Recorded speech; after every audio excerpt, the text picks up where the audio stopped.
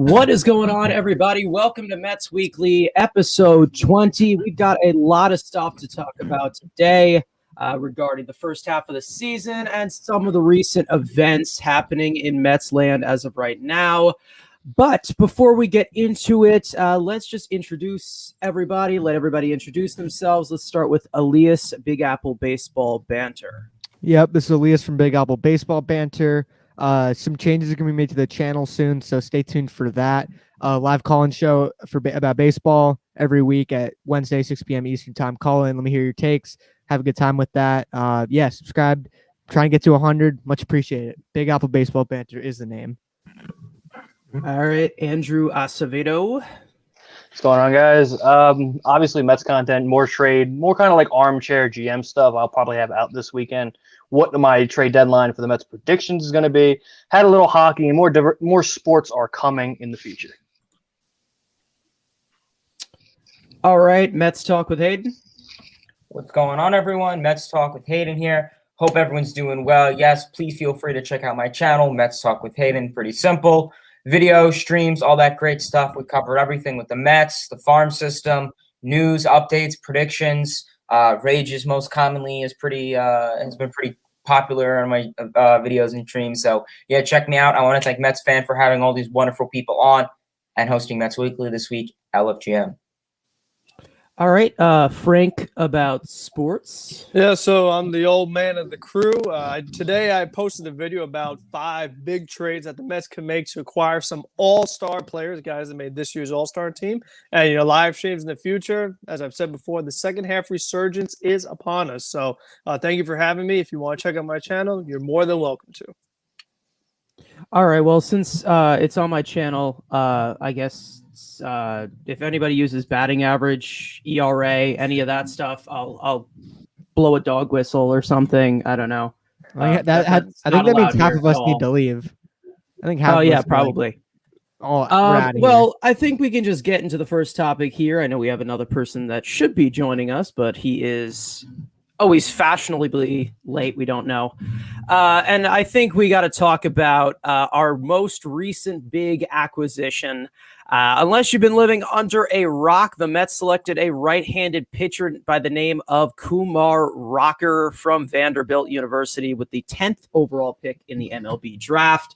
Not to mention, he just signed with the Mets along with a huge $6 million signing bonus, which is just a breath of fresh air given the previous financial history of the team. So my question to you guys, what was your first impression of Kumar Rocker, and what grade would you give this draft pick before he's even thrown a pitch at the professional level? So I'll start with Andrew Acevedo. Yeah, I mean, if you think about it, you told me a year ago, hey, the number 1 overall pick's going to fall to the Mets at 10. I think we all be like, yeah, you're crazy. But that's how it was, going into the season before Jack Leiter decided to pop off. He was going to be the number 1 overall pick in this draft. And he finds a way to fall to the Mets. Maybe it was because of that huge signing bonus. Teams didn't want to pay that. Maybe allowed him to slide down the board. But it's to the Mets gang to add a guy to probably going to fill right into that top 3 prospect. Maybe a bump behind. I don't think he's going to be better than Alvarez, but I think you could kind of pencil him in to be like the number 2 prospect, depending on how you want to value him or Beatty. He's obviously going to be our best pitching prospect, jumping over Allen and Ginn. And again, it's just a good move, man, to be able to finally have some luck in the draft. I mean, we've had some good luck, but to that extent where a number 1 overall pick just is sitting there at 10, it was a great pick, man. Oh yeah, definitely. Mets Talk with Hayden. What are you thinking? Yeah, I mean, we all experienced it together. It was very shocking. Like Andrew said, I mean, we discussed it, I think, a couple Mets Weeklies ago, of the possibility of Kumar Rocker having kind of an unfortunate start and questioning, if he will stay in the certain spot that he is going to be in. And like everyone said, he was originally supposed to be a first or second round pick. And the fact is he was, I guess, unfortunately in his favor, but fortunately for the Mets, able to drop number 10. And the fact is, I was nervous that, a team like the Red Sox or the Royals would pick him up, and even the Angels too. But luckily that was their loss. And he fell to us. He's expected to be called up. His ETA, I believe, is 2022. We'll see how that goes. I mean, he is, I believe, 21, 22. So average age for a pitcher to start, making stuff up.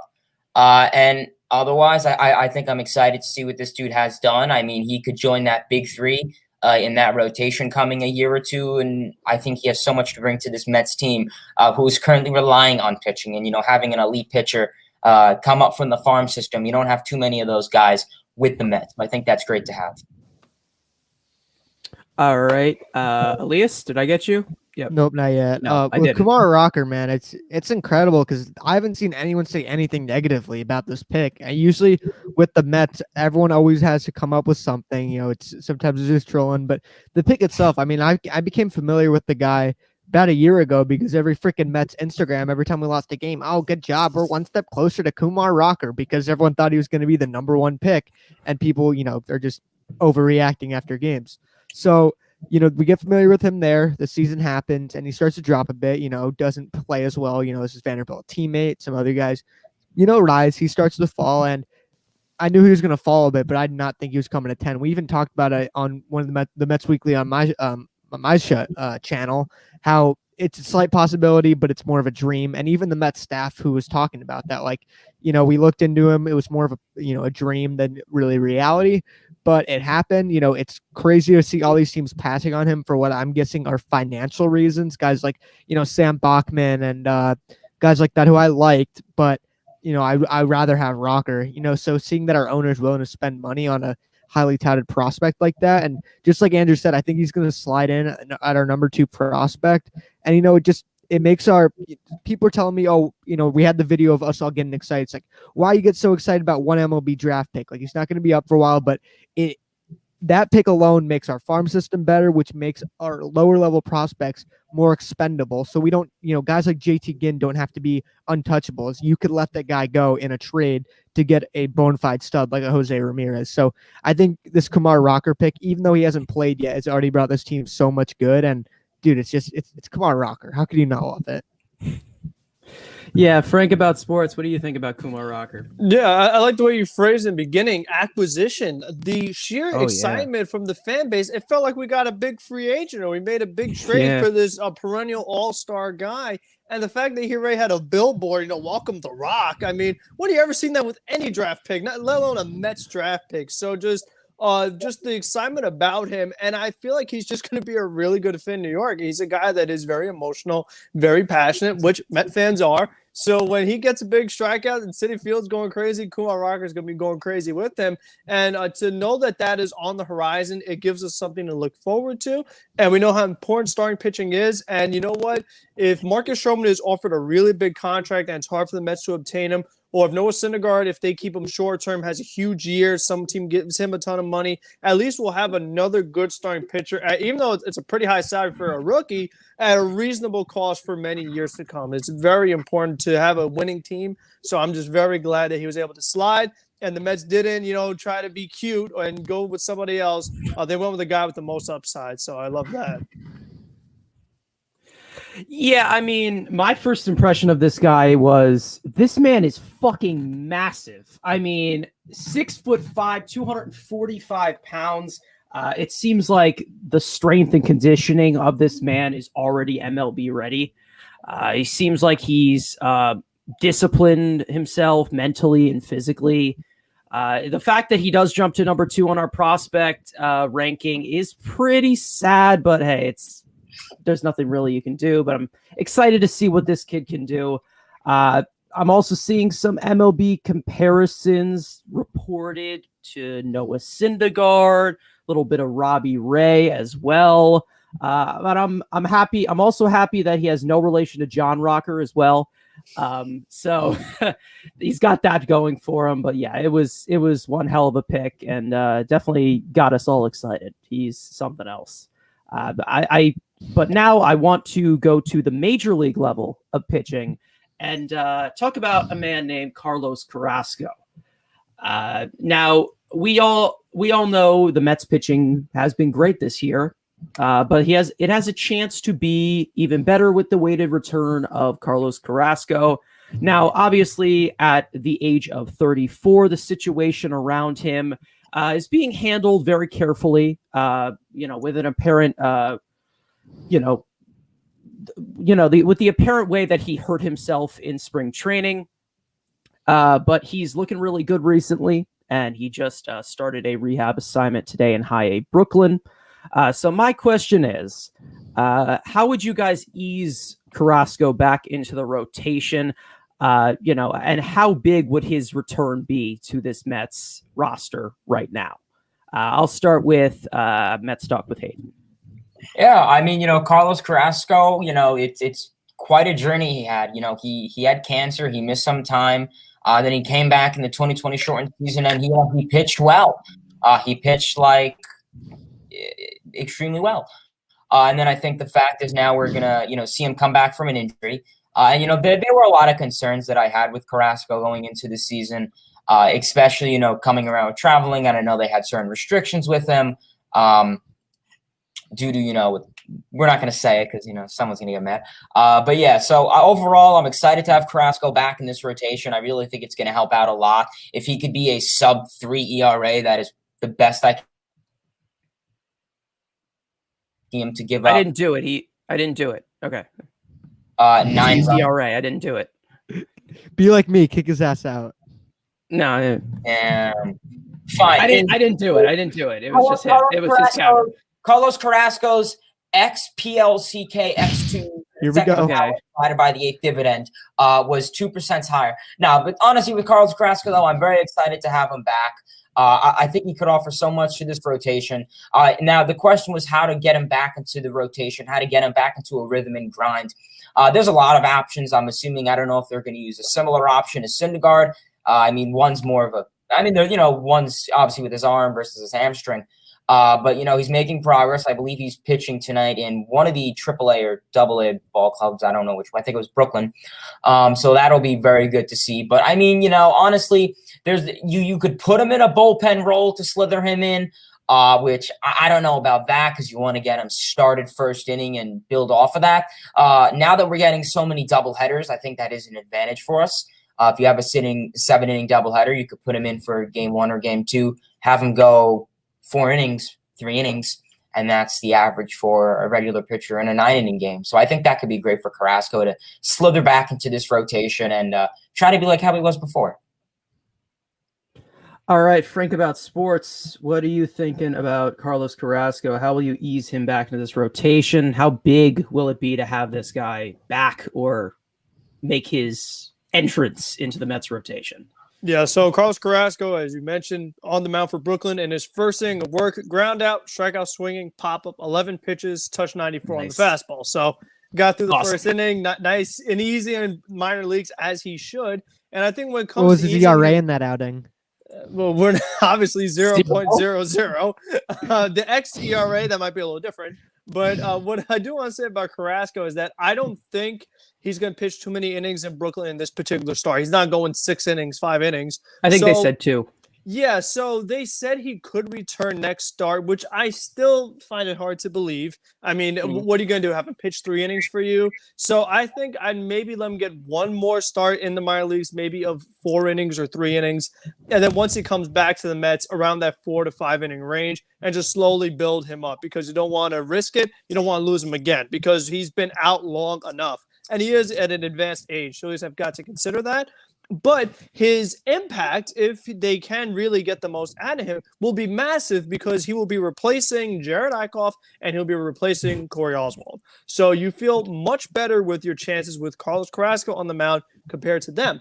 And the other thing that Carrasco helps with is that if he could give some length into these starts, you don't have to do bullpen games, which means you're not losing Aaron Loup for 2 innings. You're not overusing Miguel Castro, and you don't have Loup for 2 days now because he had to pitch all those innings since you did a bullpen game. So the way it hurts you in that one game and going forward because you had to use so many arms when you really shouldn't have, I just think that he'll help so many other guys along with just the team in general with how good he could be. So I'm very excited.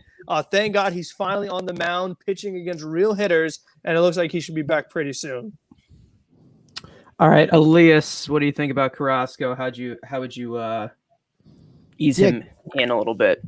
Yeah, kind of what's been said, I agree with. You got to ease him in, and somehow I think he should take it pretty easy this July. Hopefully, he's back in the big leagues, but hopefully, come August, he's 100%. I think he's going to be awesome.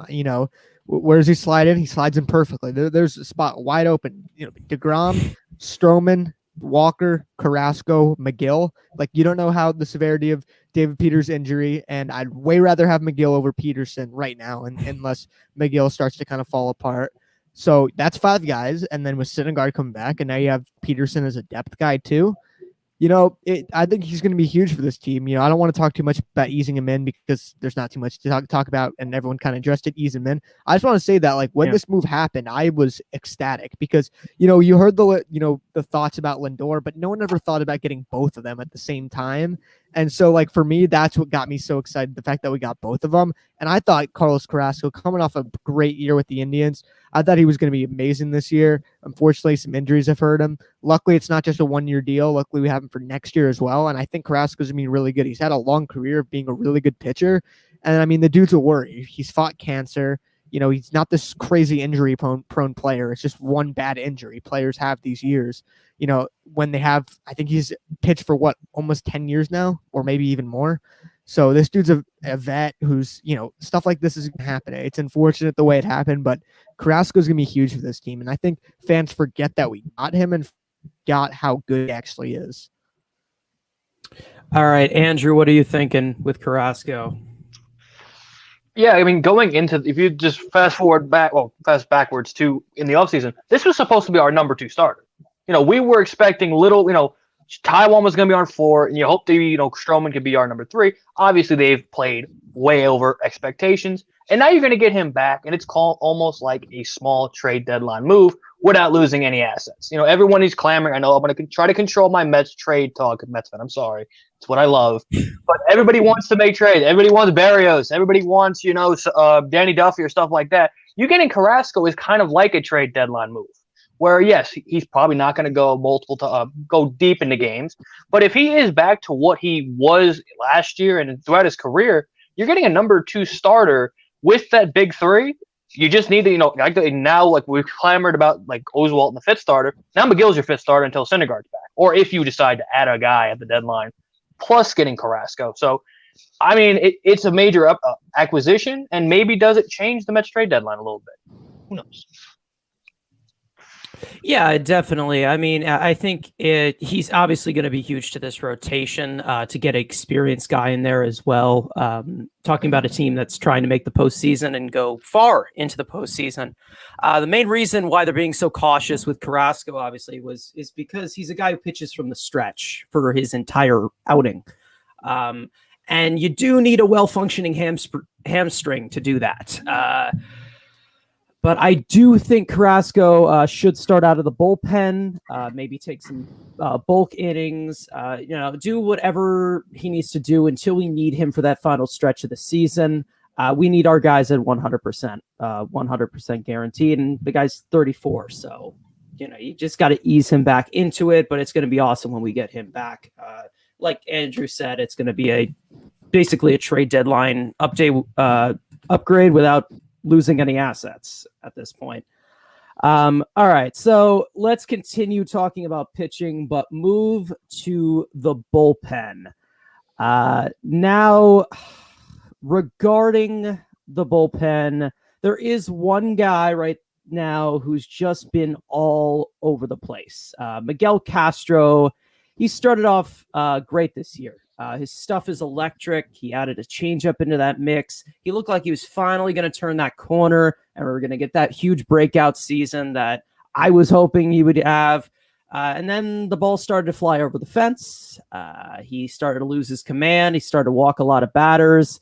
But the potential is there, and there's a lot this guy can do to build on mistakes that he's made on the field. So my question here, just simply, what do the Mets do with Miguel Castro? Is there an adjustment he has to make? Is there a roster move possibly? Maybe send him down? I don't know. What do y'all think about Miguel Castro right now? What did they do with him? Elias, I'll start with you. Yeah, send him down. No doubt about it. Hopefully, I think he has options. So yeah, send him down to AAA. He's got to figure this out big time. He needs to stop walking everybody. Is he a spider tag guy? I know spinners haven't changed that much, but his control has changed a ton, which a lot of grips and stuff and stick distance help with your control as well. So, it's unfortunate because we thought we had a really good player at the beginning of the year, and then he's just completely fallen off recently. But I would absolutely send him down if we can. Now, if he doesn't have any options, I'll probably look it up after I'm done talking here. I wouldn't DFA him and risk him because I think the league knows that this guy has serious potential, so he would probably get claimed by someone. So I would send him down if possible. If not, just use him less unless you really have to use him. Use him with big leads and he can figure it out there, something like that. But I'd be in favor of sending him down and acquiring a guy at the deadline, which is obviously shortly approaching.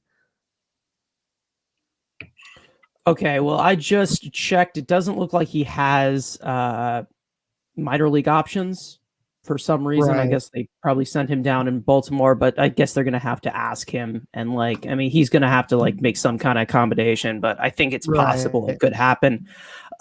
So Mets talk with Hayden. What are you thinking about Miguel Castro? What do you do?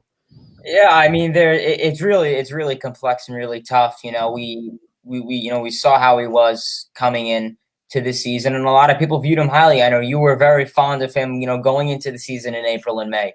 And then mysteriously, once MLB banned spider attack and foreign substances, you don't have to be Sherlock Holmes to figure it out. But what happened?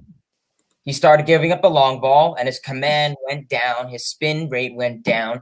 Everything went against him. Like I said, you don't have to be Sherlock Holmes to figure it out. Obviously, he was relying on spider attack or substance. It just depends how long and what was it, and was it for a certain pitch? Like we said, his command is not really there. We see his chase rate is really going down, and the walk rate is going up. I think I read something that's saying the dude throws at least 30 to 40% of the pitches in the strike zone. So simply just stand there, don't swing the bat, and you'll have a likelihood of getting on base.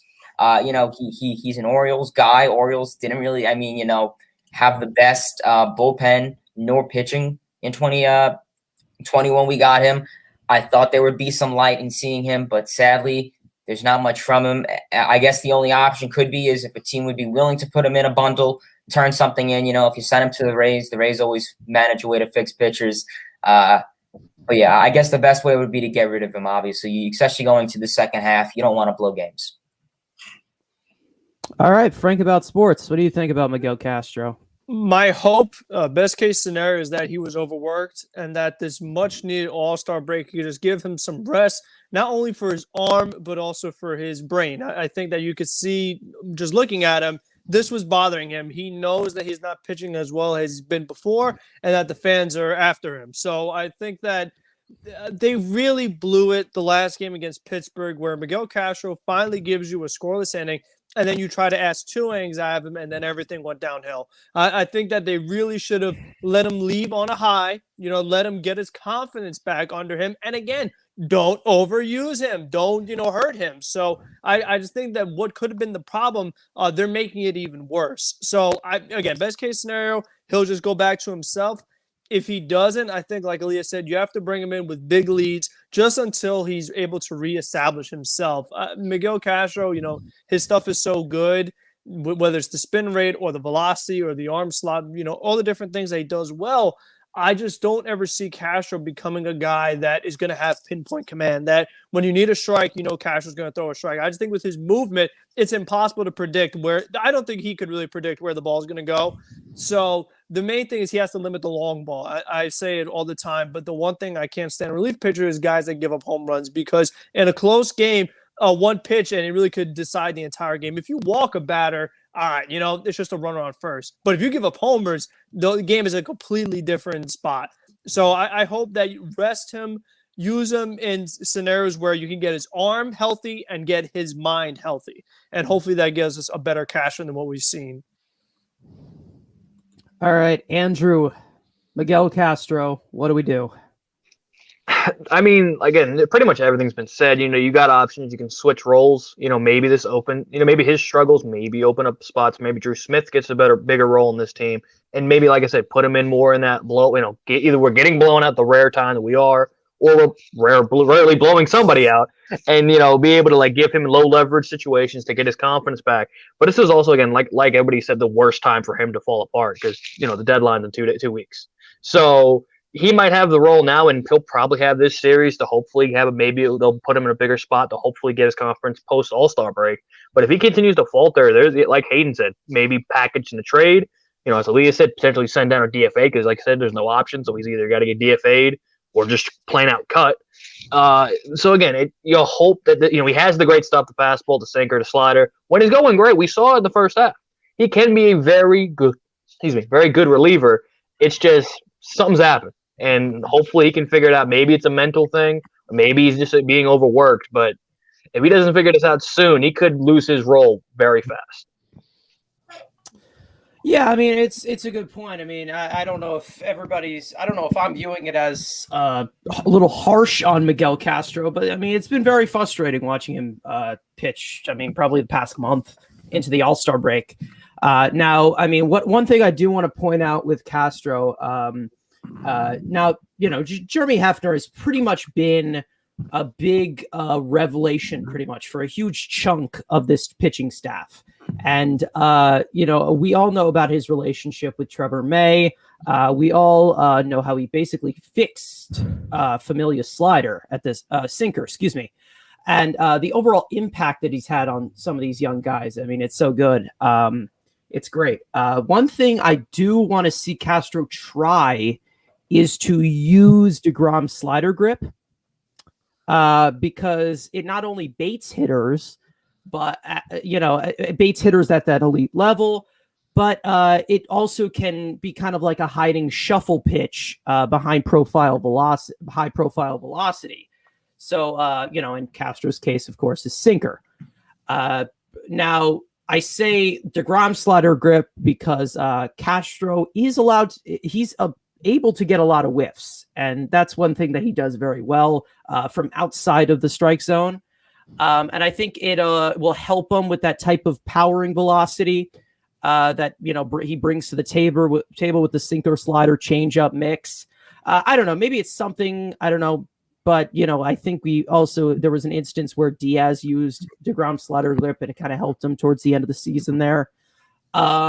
So I don't know, maybe that's something you could try out. I don't know, maybe you need to send him down if he still is having some tough outings. I mean, it's only way to say. Hopefully he's only getting overworked, but we don't really know at this point.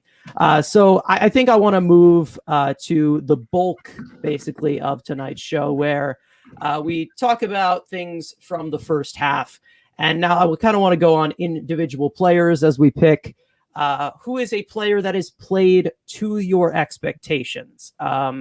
We've all had clear high expectations this going into this year. New owner, new front office, new look, new everything. In a form of a winning culture, trying to get a winning culture in Queens. And as for, play on the field, who is a player who has played perfectly to your expectations in the first half? Let me start with Frank About Sports. Yeah, so this one was a little bit tough because there have been some guys that have underachieved, but I'm going to say Seth Lugo. You guys know I love Seth Lugo. I've always thought he's one of the better relief pitchers you're going to find. And coming back from this injury, he's been Seth Lugo. He's just been a guy who's really reliable. You could put him in any scenario out of the bullpen, whether that's the 7th inning, 8th inning, 9th inning, 10th inning, runners on base, multiple innings, or whatever you need, Seth Lugo could give it. And he's just been really effective. And I'm glad that he still is that same guy from the injury, that all of a sudden, Lugo's not effective anymore. I expect a lot out of him. And for the most part, he has pitched very well. He had the one bad outing in Atlanta. When he first came back, he was struggling in multi-inning outings. He's gotten better in that regard lately. So I hope that he keeps it up because I do feel very highly about Lugo going forward. And I think come playoff time, he could be a massive, massive piece in winning and losing games. Oh, yeah. I mean, Seth Lugo is just, he's awesome. The amount of weapons that guy has, plus that curveball, which I think is the best in the game. It's incredible. Mets talk with Hayden. What do you think? Player who has played to your expectations, exactly to your expectations. Yeah, I mean, listen, it's really tough to pinpoint an exact person because, we haven't really seen much of this team fully healthy together for more than 2 weeks. But in terms of what I saw and what I felt, I know it's pretty basic, but I mean, I think it's safe to say, I mean, Jacob deGrom, we all know he was going to be this elite. I will say I didn't expect him to have a 1.03. Don't say it. No, you said it. I'm saying it again. And, an xBCA TM of, -1, this late on in the season. But the fact is, Jacob deGrom, he has a low ERA. He has high strikeouts. Just basically, I'm sure Mets fans' deep analytics would go much more in my favor with these numbers being astonishing. Go to Baseball Savant, 99th percentile, 100th percentile. What's his lowest? Like 90? So the fact is, Jacob deGrom is elite, no doubt about it. Like you said, he goes in there. He has his 3-pitch arsenal. He goes in there, first pitch, 101 miles per hour. The velocity is getting better, and he just gets better and better each game. Swing and miss, chase rate, low walk rate, everything goes in his favor. He has been giving up the long ball a little bit. Hopefully that is something he can get back to his standards. I don't know if it was pine tar. I mean, like I said, it did start to happen when all that stuff was banned. Like I said, you don't have to be Sherlock Holmes to figure that out, but that could just be teams figuring him out too. Now we're getting later in the season. A lot of teams are more, figuring him out, see what he throws, his arsenal, how the ball sinks, etc. So yeah, I'm gonna go deGrom. He's been elite, and I've liked everything I've seen from him. All right, Elias. Yeah, so deGrom is the obvious pick, so I'll give you a good one. And kind of an example of I told you so. Taijuan Walker, I expected him to be this great. If you watched my channel before we signed him, I was really hoping we would get him. We got him, and he's pitching the way I thought he would. So feels good to be right. And yeah, Taijuan Walker. Yeah, I can relate to being right all the time. It's awesome. Andrew Acevedo, player who has played to your expectations. Well, since all of you guys are going to pick pitching, I've got to pick the only offensive bat that is produced. Yes, you can make the biggest thing is he hasn't been on the field much, but when he has been, he's been what I expected. And of course, I'm going to Brandon Nimmo, and he's even hitting a little better than I thought he'd hit. He's driving in more runs. He's actually getting hits, not just drawing walks. And he's even gotten better defensively, like I said in the pre-show Mets Weekly, or preseason Mets Weekly, that he would get better defensively. And again, everyone's going to go pitching because that's been the strength of this team. But I will say, Nimmo has been, look at the offense, Nimmo not there compared to when Nimmo's in the lineup. He's gone to my expectations, maybe exceeded a tiny bit, but obviously Nimmo's MVP Nimmo. Come on. Nim VP, man. Yep. Brandon Nimmo just being Brandon Nimmo. He gets on base. If you guys haven't seen my video on Brandon Nimmo, comparing him to an all-time great, make sure to go check that out. That was pretty fun to put together. This one was so easy for me, and it's James McCann. I knew he was going to be this bad, and I just still can't believe there were people that liked this pickup. This has nothing to do with framing or blocking. It's just the type of player that he is. And I don't really care at this point if I sound like a broken record. That type of player is not worth $40 million. I'm sorry. It's whatever. Moving on. I can't even, I'm not going to go on a huge rant because I know I'm going to go on to a huge, crazy shit for no reason. All right, so let's go below the bar. A player that is played below your expectations. Let's start with Big Apple Baseball Banter, Elias. Yeah, I think the pretty obvious pick is Michael Conforto. I mean, I know he's been hurt a bunch, but power's been absolutely drained. He's not going the opposite field. He's all the good signs he showed last year have just been thrown completely out the window. And it's unfortunate. Now, do I think he's a lost cause? No, I think he'll be better. But this first half is the only thing we're going off of. He was dreadful. No doubt about it. All right, Frank, about sports. Yeah, I had a few guys on here, so I didn't want to repeat any answers. So I'm going to go with Dom Smith. Dom Smith had a good year in 2020. He was one of the Mets' better RBI guys. Some other stats that I like that he did well in, but I just feel like this season, we saw Dom have that good week against the Yankees and everything, but for the most part, I feel like he's just been okay. And the fact that he bats third every day, just something about it doesn't resonate with me. I feel like, back in my day, to be the old man, your best hitter batted third. Nowadays, I know analytics say bat your best player second, but your best players, your best two guys should be second and third. And when I look at it, the Mets probably win the division. When I go into the playoffs, I say, okay, can this team go all the way? The question I always ask myself is, can you win a World Series with Dom Smith as your number 3 hitter? I don't think so. Like, I think Dom is better if he's your 6th hitter, 7th hitter, DH, bench bat, or whatever. That's fine. But I think to bat him third, and it looked like, he had a breakout year. And I said, okay, it was a 60-game season. I don't know much to believe in it. Everyone said, oh, my gosh, no, Dom has turned a corner. He's so good. He's so good. I was like, all right, I hope so. Let's see. And I don't know. I just think that for the number 3 hitter, he's just not as good as I hoped he'd be. So I've been a little disappointed. He's had good stretches, but most of the time, I don't see it offensively. All right, Mets talk with Hayden. Below your expectations, most disappointing for you. Who is it? You're going to like it very much, and that is James McCann. Pretty much, I think coming into the season, I kind of fell into the category of I thought James McCann was going to do what he did in 40 to 60 games to 162 games. I guess I'll say I fell guilty into that category. I thought, that he could be an elite guy in terms of offensively and defensively. And I'm going to say this now. I do look for a bat in my catcher. Simply enough, if you're in the World Series, 2 outs, bases loaded, who cares? Your catcher struck out. Oh, he doesn't need it. So that's one thing that I really do value in catchers. I mean, Elias pointed out, Mike Piazza, Johnny Bench. Do you just say, oh, forget those guys? Historical offensive records? No. And even in terms of defense for James McCann, his framing is literally the definition of average. I think on Baseball Savant, I literally think it was like an exact 50. I may be wrong. I may have changed a little bit. He's about average. He makes one good catch, makes another bad. He's about average. In terms of the bat, he has been a rally killer a lot.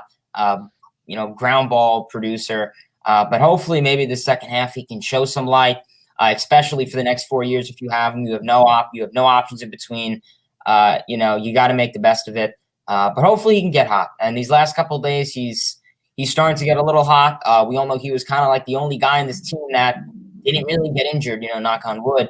But I'm hoping he could pull through. But I just haven't been impressed what I've seen with him this full first part of the season, simply just because he hasn't really been doing a whole lot. I will say he is partially responsible for our pitcher success. He can call the game well, but doesn't meet my standards in terms of a catcher. All right. Just so you guys update from Brooklyn, 2 innings pitched, 1 hit, no runs, no walks, 2 strikeouts, and Carlos Carrasco's day is done. All right. Yeah, exactly. Good enough for me. Better than Jared Eichhoff. Who did I miss? Andrew? Below your expectations, who do you got? All right, I got a piss Mets fan up here. It's Francisco Lindor. I mean, yes, he's gotten hot going into the break. Yes, he's elite defensively. I'm okay with that, actually. That's fine. That's fine. I was thinking about saying Pete Alonso, but I couldn't think of anything, so I had to go with Lindor. I went with Lindor, the lowest hanging fruit, because he's the biggest paid player on the team. And going into the break, if you told me Lindor is going into the break, I know Mets fan earplugs. 227 batting average and OPS barely over 700 for a guy that is historically a great offensive shortstop. In addition to being an elite defensive shortstop, I'd have been like, wow, that absolutely sucks. Yes, he's provided a little pop. He's got 11 homers. He's got 36 RBIs. He's again, the elite defense. But when we were expecting that 35 homer, 30 doubles, 15 steal offensive Lindor, and maybe this is going into the break. Maybe we do see that in the second half because he started looking a lot better going into the break. But if you take the overall first half, this is way under our expectations of what we thought we'd get with Francisco Lindor. All right. Well, I think everybody's gone here for below expectations. I'm going to echo Elias here on Michael Conforto. It's been so freaking tough to watch, especially for a guy who's one of my favorite players on this team. He was getting into Pete Alonso in 2020 bad. I mean, he's probably there already. It just looked like he was going the opposite way, using the whole field. And then we took a trip to the architectural dome of toxic waste and fecal matter known as Tropicana Field. And they took his hamstring along with tons of other guys on this roster. So all Michael Conforto needs to do is just be Michael Conforto. Just go the other way, use the whole field, use that beautiful leveled swing that we have seen for his entire career, and he will be fine. I'm expecting a good second half from him because I don't think he can be worse than he's been. So let's go to the higher level, above expectations. A player who you didn't expect or expected to just be okay, serviceable, but surprised you. Let me know right now. Frank About Sports. Yeah, so for me, I'm going to go with Aaron Loop. I mean, at the time of Loop, I liked the signing. I said, listen, if you get any pitcher from Tampa Bay, sign me up. Really low AAV-wise, which was very important if you wanted to add other big players. I was like, I'm good with that. I expect him to be a lefty specialist. Use him every now and then. He'll be okay. He's not going to be great. But, I mean, as the season has gone on, this guy has just been phenomenal. He is way more than a lefty specialist. I mean, this is a guy that could open for you, give you 2 innings, 30 innings, shuts him out, get a beer, all done. I mean, and look at his Savant page. This isn't no luck. I mean, Aaron Loop is just having a phenomenal year. And I just love pitchers that have that kind of versatility and don't give up the long ball, not walk in the ballpark. You know, you could go to Loop in so many scenarios. And I just feel like for the money that the Mets gave him, I don't even think the Mets expected this out of Aaron Loop. I mean, that's how good he has been this first half. So I hope that they don't overuse him and that he could just keep it going. You know, try to keep your expectations, low. This way he could keep overachieving. So I really hope that he could keep this up because I've been very impressed with Loop. Oh, yeah. And as we were referring to Savant for a second, oh, my God, Aaron Loop. Look at this man. I mean, he is just looking. Don't need velo. Just need zeros. Oh, yeah. You don't need velo. And that sucks that it's there because it makes it or spin rate. I mean, this is a guy that is a freaking pitcher. You don't need the crazy spin rate. Don't need crazy velo. I'm just going to be tricky with my delivery and my pitch sequence and movement, and all you guys are done. I mean, I really like Aaron Loop. He's been very good. Yeah, if you guys missed it yesterday, I was on Elias's stream. I put Aaron Loop at number 2 in my rankings. I mean, he's just been so freaking good. Anyways, Mets talk with Everyone, Hayden. If you didn't see it, go check it out. Shameless plug. Oh yeah, go check it out. It was a blast.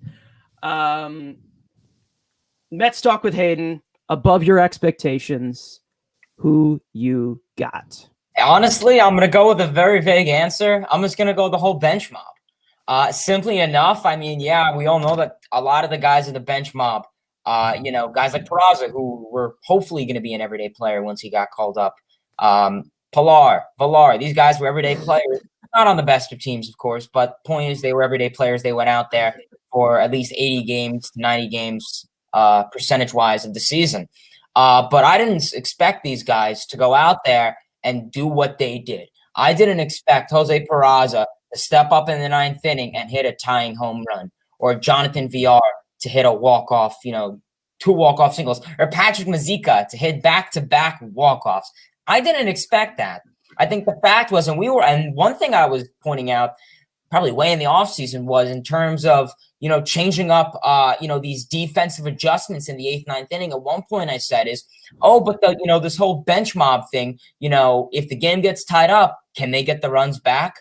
I guessing I said that and it sparked some luck and it was able to help out. And that has been the case. So luckily that's one thing that I'm really excited about. The bench mob I have been super happy with. And even for call-ups, I think that's going to be so much easier coming September. We're going to know, Jespys Vargas, Patrick Mazeika. There's so many guys that we more have a familiarity with that are close to MLB debuts and had, dipped their feet in the water. Khalil Lee, another guy to name, just to see what they're like. And it could really help this team out coming September and even October and for the future. All right, the vibing Andrew Acevedo. That's like Alonso at the home run derby. Hell yeah. Having a little fun here. Above your expectations. Who do you got? I will continue to go to the first time I was on this Met Weekly, to that like kind of predicting the season, and I called out a certain starting pitcher that I didn't think he was any good, and that is Marcus Stroman. I called him a 4 ERA guy, just be the fourth. You know, I had Taiwan over him going into the season, and when it was Carrasco, it was DeGrom, Carrasco, Walker, then I put Stroman because I thought, you know, last year when he played in 2019 with the Mets, 3.70 ERA, you know, struck out more guys, which is not like his, you know, usual self. You know, he's more of a ground ball pitcher, but his ERA and more balls were put in play. But he's shut me up. You know, 2.70 ERA going in to the break. Could have been an all-star. You know, he could have made a, you know, fight Darvish if he deserved to be there. Maybe even, you know, Corbin Burns. You know, their stats were similar. So he's come in and shut me up. And now being a guy, I think Elias said it in the past couple of streams, went from a guy like, oh, he's just going to walk to the end of the year to, we maybe need to sign this guy long term. We're like, oh, Syndergaard's the guy we'll easily sign. We're just going to let Stroman walk. Now that we're having a conversation of, we can't let this guy go. If we go do the thing in October, hopefully we do, and he's a big part of it, we can't let this guy go, because you can go, pitching is always most important, as we've seen. And if you can keep this big four, potentially five, if, you know, Thor comes back, you know, he's definitely been more valuable than I actually thought he would be. All right. Love to hear it. Love seeing the Stro show shut you up. Elias, I think I didn't get you, right? Yeah. So above your expectations. Yeah, for me, no doubt about it. It's Jonathan VR. If you guys watch my channel before the season, I had some cold takes. about this guy. I called him. Andrew, what's that about? Oh, I'm just calling out Stroman, so I'm blocking. I got you. All right, man. With VR, you know, I call them, you know, Javi Baez 2.0, you know, trying to be all flashy and whatnot, just swinging, missing nonstop, making stupid errors in the field because he's trying to be flashy, and he has shut me up this year. He's hitting decently. His defense has been good. He's become a really good role player for this team. You know, he started out the year, I looked like a genius, and then he started getting consistent playing time, and he looked really good. And I'm happy to say I was wrong, because I want players on my team to be playing well. So shout out to Jonathan VR for that, man. You know, having that, you know, one position, it really helps. I feel like him at the plate. I guess seeing him on the Marlins last year when he faced us, he was just horrific against us. Some of the worst at bats I've ever seen. He'd strike out after going to 3-0 counts, shit like that. Just swinging and missing horrendously. But he's shut me up, and I'm really happy about that. And you know, Jonathan VR is a really good role player for this team. Send VR. ZenVR. We Devin gotta looks like Devin is agreeing with you, Elias. Oh, nice, Devin. We gotta make ZenVR shirt a merch. Okay, well, all right. Oh shit! all right, all right. It's we didn't say most attractive player on the team. We don't judge. It's all right. For me, it's Jacob deGrom. I mean, because every single year I tell myself, nah, he can't get better. No, it's not possible. And he does it. The fact that he went from the best pitcher in baseball to into the conversation of being the best player in baseball is just unreal. He is going places no one has ever gone before. It's just an honor to watch this guy pitch every 5 days. Jacob deGrom, he just always outdoes himself. He always outdoes the expectations. Jacob deGrom, we can just talk hours about this man, how amazing he is. And then let's pick a player one more time. Let's talk about somebody that needs to step it up in the second half. And considering that our offense has been underperforming, I think there's tons of answers here. Let's see. Somebody who just needs to step it up. Maybe somebody who needs to earn a contract. I don't know. Frank, about sports, I'll go to you. Yeah, I have three guys, and I imagine we're all going to say all three of them. But you know what? I'll actually throw the curveball, and I'll say James McCann. I think that, like we talked about, 4-year contract. You pass up on Real Muto for McCann so you can get other guys and whatnot. And McCann has not played as well as he has in the past. Like, James McCann is capable of playing better than he has. He's looked better in June and July than he did in April and May. So, I mean, that's a good sign.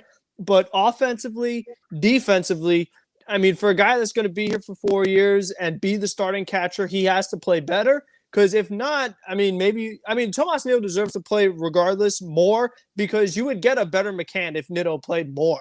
I mean, like, James McCann is not supposed to play 4 days a week, 5 days a week. That's just not his game. He's not used to that. You would get a much more effective McCann. Like, when they put him at first base, all of a sudden this guy was getting a lot more power. He was getting more extra base hits when they put him at first. We didn't have to tax his legs behind the plate. So if they played him less, I think to get a more effective McCann. And to save some of the other answers, I will go with him because I expected more out of him. I know he's capable of more, so I hope he can deliver it. Doubt it. Anyway, Almora is kind of an L, kind of. I'm sorry. He's not even here no more, so it's let's like talk with Hayden, a player that needs to step it up in the second half. Let's hear it. I'm gonna go one guy, and we all know it's my boy, the Flying Squirrel, Jeff McNeil. I would say Pete Alonso, but I think, honestly, he's kind of started to turn out even before the All-Star break. So I guess Jeff McNeil. Simply enough, the last series with the Pirates and Brewers, we really saw some light of him. I felt when he first came back and when he first started up with the team, he was kind of like a guy who was just another victim of exit velocity and would just ground out or strike out. And in the past, he just slapped the ball in the play and it managed to be a BABIP. We all know how much you love that. Or just be able to find way to not get into a glove. And so far, that was really a tough thing for Jeff McNeil this season. I will say he's been getting better. I feel his confidence is at an all-time high. We all know confidence and just patience and anxiety is a big thing with Jeff. Definitely has some anger stuff. I will say, but I think overall he's reading the ball better. And I think Jeff McNeil, you know, if he could get barrel awareness and plate awareness better, I think it could really help him. He's getting better barrels on the ball. So that'll definitely prevent those, you know, exit nonsense that happens with him. But yeah, I'm hoping Jeff McNeil offensively could pick up. Defensively, he's fine. No complaints as always. But offensively, I really hope that he picks up Jeff McNeil for the second half, especially, you know, if there's talks of guys getting like Adam Frazier, another guy who could, I know I commented this on Frank About Sports channel with getting guys like Adam Frazier, but if McNeil could take over back his role, he could easily be second or third in the lineup. Nimmo gets on, advance Nimmo to second or third, get that domino rolling, and then, you know, you got yourself a good ball game. All right. The continuing vibing Andrew Acevedo, someone who's got to step up in the second half. Let's hear it. Yeah, I'm going to do it. Pete Alonso. And I wouldn't have said it until he said something this Monday. You want to call yourself the greatest power hitter in the game? How do you have 3 home runs in your home ballpark? You say, oh, I'm this. Oh, you're good at no, you're the best BP hitter in baseball. That's what you are. So you want to start. You want to call yourself the home run king or power king, whatever. Hit more than 3 homers in your home ballpark, and hit them when your team needs them, not when your team, you know, is getting blown out to cut the lead to, you know, 2-run lead to 1. How about with 2 guys on, launch one out of here? Be the guy that everybody except myself thinks you are, the face of this team. Yes, you have good peripherals. You got 17 homers going into the break. Salvador Perez has got more home runs than you going into the All-Star break. Yes, Salvador Perez is elite, man. Exactly. I had to throw the hard Perez.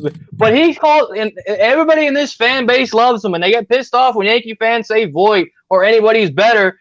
Show up. This fan base has blown this guy to he is MVP level. not that was more of a character-wise last week. Besides the point. But yes. He's had, you know, I could obviously leave Conforto, I'll leave Lindor if Elias and Mets fan want to talk about those 2 guys. But again, for me, you can't call yourself the greatest power hitter when you got 3 home runs at Citi Field. Get hitting dingers at home and in bigger moments. Now I'm going to go vibe. You know how much I love rants, but listen, do home runs measure your power? Okay. Who have I not gotten to on this question? Elias? Me, yeah. I'm going to go a bit different. Everyone is saying, you know, position players. I'm going to go a bit different. I'm going to go pitcher here. It's David Peterson. He's risking a spot on this postseason roster if he doesn't pick it up, assuming that we make the postseason.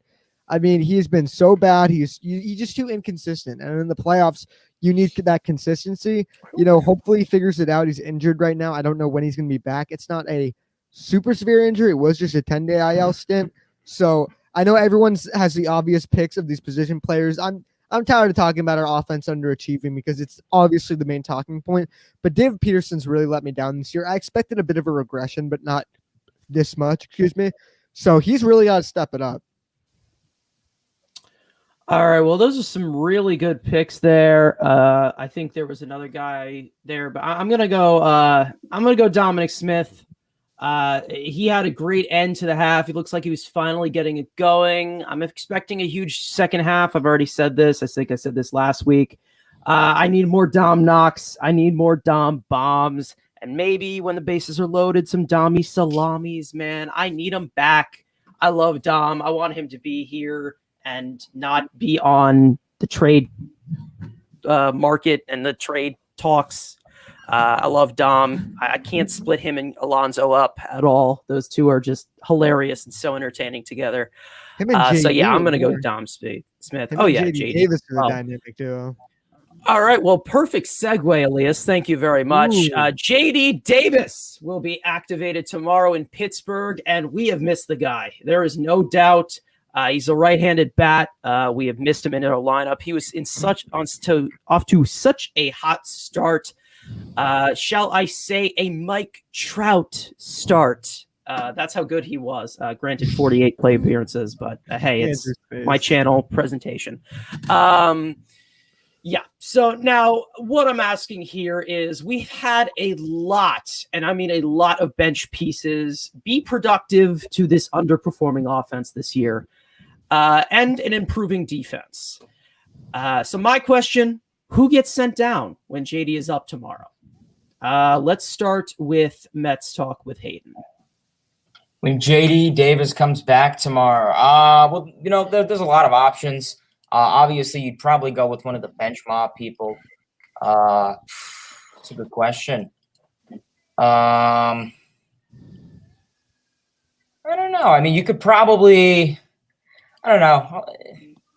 Should it come back to you? Come back to me on that. All right. Frank about sports. Yes. Down? So I think it unfortunately has to be Billy McKinney. I think that, once Billy McKinney arrived, he was doing very well, a lot of extra base hits. And I think that, I'm not positive, but I'm thinking Billy McKinney is a guy that the more he plays, the better he is. I think that if you give Billy McKinney full playing time, he will perform pretty well. But if you use him every now and then as a pinch hitter or a guy off the bench to run the bases or play the outfield, you don't get much out of him. He is not a good enough guy that you just call him up and boom, he gets a hit or he gets a walk or something. I just don't think he's that guy. So because that, I think JD Davis has to take over. Jose Peraza, I'm gonna say a word you don't like, but he's got a lot of big hits late in games. Like the Josh Hader home run, like that was amazing. The hitting guy against the Yankees. There's been so many hits that Peraza's got. When he gets a hit, it seems like it makes a huge deciding factor in winning and losing games. So you can't send him down. And obviously, Guillorme gives you a glove and a better bat than people think. Maybe not home runs, but he will work the count. He'll draw a walk. He'll take the ball the other way. He'll move a runner over. So I don't want to get rid of him. VR, obviously, no. Pilar, no. So by default, McKinney's really the only guy left. So, and I can't lose any arms with the way the pitching has been in the bullpen. So, unfortunately, it has to be McKinney. All right. Well, for those who love on base percentage, 410 for Luis Guillorme. So let's keep away from him. He's freaking awesome. My favorite Met, by the way, if you guys didn't know. Let's go to Elias. Yeah. So who's getting sent down? Yeah. So at first, when Frank said Billy McKinney, I was like, well, who's going to be your fourth or fifth outfielder now? Because you need extra versatility. But I actually think it will work. I would send Billy McKinney down because Jeff McNeil in a pinch can play the outfield. So he's now your starting second baseman, but also your fifth outfielder with Pilar, sliding in there as your 4. JD can play a little outfield too. Do I want to see it? Absolutely no. But I guess he can. But that's like saying Tomas Nido can play third base because he did it for like an inning this year. Hell yeah.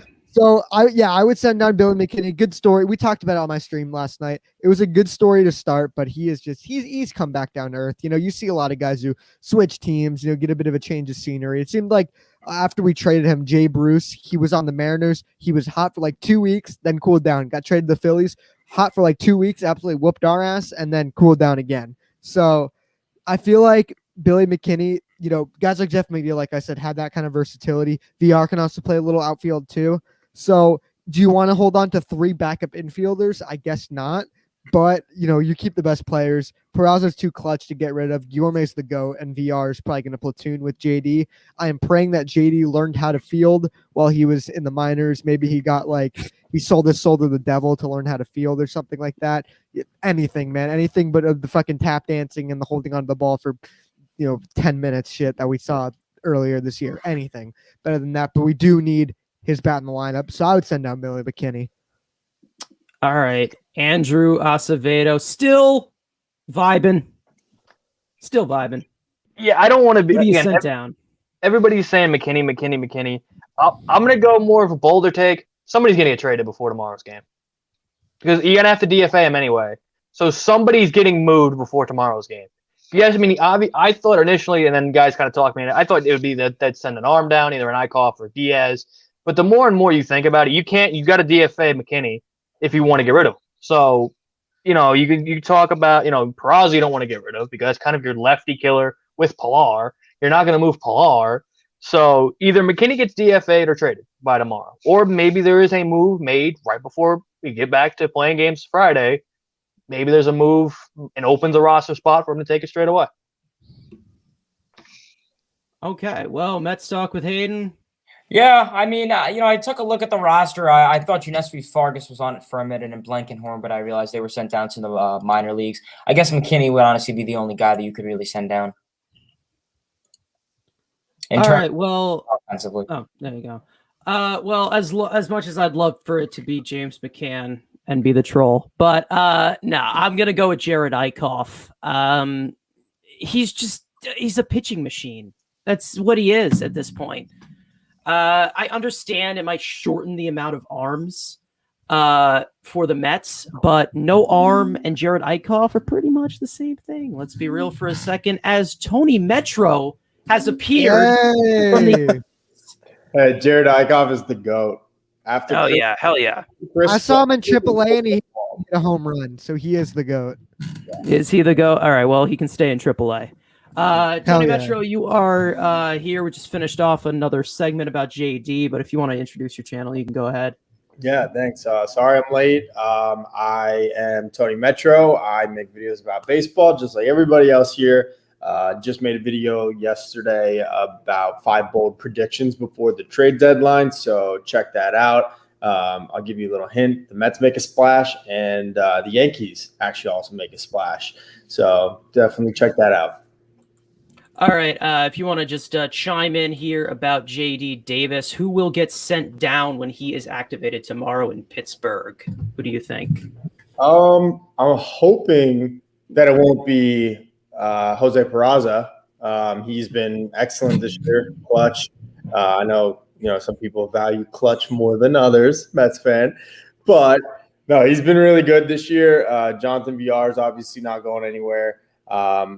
So I guess it would probably have to be one of the arms out of the bullpen. I'm kind of a little murky on the exact roster right now because we've been on this little break for the All-Star game. But I'm just hoping it's not one of Peraza who at this point would get released to the minor leagues because he has enough time in the big leagues this year.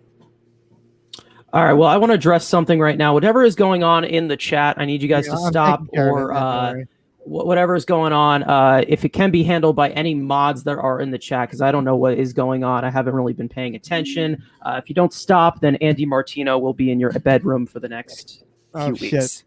Yeah, okay. I'm trying to take care of it, man. Don't worry. All right. So Tony got here just in time because at the All-Star break, Edwin Diaz has been elite. All right. People, including some of the people on the screen right now, I'm not going to point out anybody, have said he has to do it with the fans. He's got to do it with people there. That was my Frank about sports impression right there. If you'd have liked it, was it good? You liked it? Okay. Yeah, it's pretty close. Now he's done it. 5 out of 10. He's pitched in front of sold out crowds. Do you trust the elite top 3 reliever, Edwin Diaz? Let's start with Andrew Acevedo. You ruined my vibe. Edwin is deserving to be trusted. Not when he's going trying to get 5 outs, because that's not what he's not. Seth Lugo. You cannot take him. And I know Rojas was trying to do it. You had the break. You weren't going to use him. Try to sneak out 2 innings. That's not what he's made for. You put him in the 9th inning with a lead.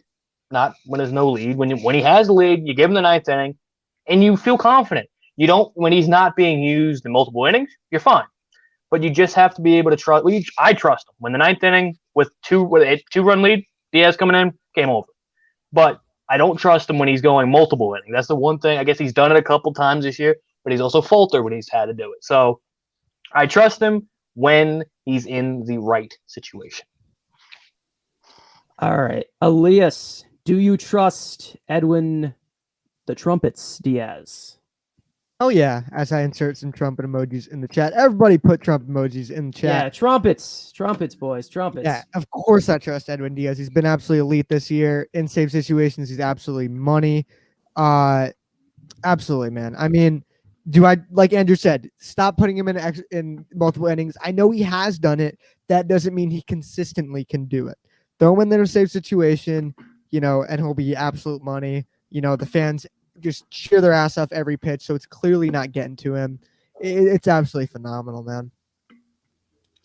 Yeah, we definitely have enough arms, enough depth to not just overuse Diaz like that. Tony Right. Metro, do you trust Edwin Diaz? All right, I trust Edwin Diaz, but there's a caveat to this, and it's that I don't really think you can consider him a top 3 reliever. And here's why. It is such a small landing spot for Edwin Diaz to be successful. Like, he can't pitch if it's not a save situation. He can't pitch if it's more than a 3-out save. He can't pitch if it was cloudy yesterday. I mean, there are just so many little intricacies that go into his success. And that's why I just, come playoff time, I don't know if I can officially trust him. There's just too many external factors that seem to get to him. I don't know if it's a mental thing or what it is, but to me, that's not a top 3, top 5 reliever in the league. Seth Lugo, he's not had the greatest year this year, but previously you could pretty much throw him in any situation, he'd get your outs. I don't feel that way about Edwin Diaz necessarily. So again, I have some faith in him, but he's not locked down, shut down, no matter the situation for me yet. Okay, Frank about sports, did I get you with Edwin Diaz? No, but I'm going to add right. to Tony's point, because there's a couple other things that Edwin Diaz also needs in his favor. He can't have a long layoff. If it's 5 days since his last pitch, he's probably not going to be effective. You can't most of the time you cannot bring him in with runners on base, because he is too prone to a walk or a hit by pitch or something like that. So like Tony said, when it comes to the playoffs, you're not always going to have the privilege or, the opportunity to put Diaz in his best situations. 9th inning, bases clear with the lead, go to Edwin Diaz. In the playoffs, you're not always going to get the opportunity. There's going to be times where there's guys on base. There's going to be times you're going to need, multiple outs or whatever the case is. You're not always going to get that perfect scenario where Diaz can be a lead, money locked down. I just don't think you're always going to get that scenario. So if he is in that scenario, you have the lead 9th inning, I feel that Edwin Diaz is going to shut the door. But if it's 8th inning, run at 3rd and 2nd, 1 out, I mean, that's tough on any pitcher, I know. But I just think with him specifically, it's just it looks like he has, like they said, a small margin where if he meets all that criteria, he'll get it done. But again, there is a lot of external factors that do make it a little tough to, completely trust him in every single scenario. But generally speaking, yes, I do trust him. Yeah, I mean, there are a lot of instances in where he kind of needs to be in a certain situation. We've kind of seen that with some results. I mean, when I look at it analytically, I think it's a little far-fetched when people talk about that. But in this sort of scenario, especially the non-save situation, I think it's just time where they just have to stop beating the dead horse and just, I do think he's good in non-save situations. I do think he does produce a little bit of unluckiness, but it's just at this point, it's time to just not beat the dead horse. You're getting into crunch time. I mean, you got 75 games left going into the second half. It just make the right decision. These adjustments can't really carry over time. You kind of have to do it right now, right here. Mets talk with Hayden. Did I get you with Edwin Diaz? Do you trust him? Yes or no? It's tough. I mean, Sal from SNY, that whole segment. What was it? That's just me. Nice. South from. Oh yeah, English, Hayden. You'll hear it back. It's funny. Yeah, I gotta take that clip and make like a beat out of it. That'd be hilarious. Oh yeah, that's good. All right, that was good. All right, continue, Hayden. That was fun. Potentially, if you want to make the argument, almost a second. We know the one in Philly was due to an injury, and honestly, it was the 8th inning. He got out of that bases loaded with 1-out jam. And I said, you know what? It's too good to be true. As everyone said, Edwin Diaz, you can only use him in a small gap. If you use him for the past 2 days, can't use him the 3rd day. Can he go 5 outs? Sometimes he can. Sometimes he can't. Runners on base, you can't have him. He'll give up a base hit. It's stuff like that. You have to start him at a clean slate. And honestly, can you trust him? He pitched, what does he have, 19 saves so far in a half a season? Do I think he can get 50 saves this season? Probably not, but I think he could definitely be someone that we count on. It depends what the Mets approach is at the deadline, I feel, in terms of will they go for a bullpen arm? Are they going to move some adjustments? But overall, I mean, if they get a guy, maybe if, one guy they were talking about was Craig Kimbrell, potentially him. We'll have to see with that. But honestly, I still trust him. 2020, he started to show light. Now he's back. I think 2019 was just a tough year for him. Unlucky year. New ballpark, new everything, and it was tough with him. But I trust him overall. Wow, you guys really like excuses. I don't know. Okay. All right. Well, as we come almost to the end here, let's talk about just the second half, because we recapped the first half. Let's talk about the second half here. The Mets enter the All-Star break at 47-40 with a 3.5 game lead in the NL East. That means the Mets have 75 games remaining on the schedule. My question, how many games will this team win to close out the season? Andrew Acevedo, what do you think? I think they get to 90, so they have 47 wins going into the break. They go to 43 and end the season at 90 and 72.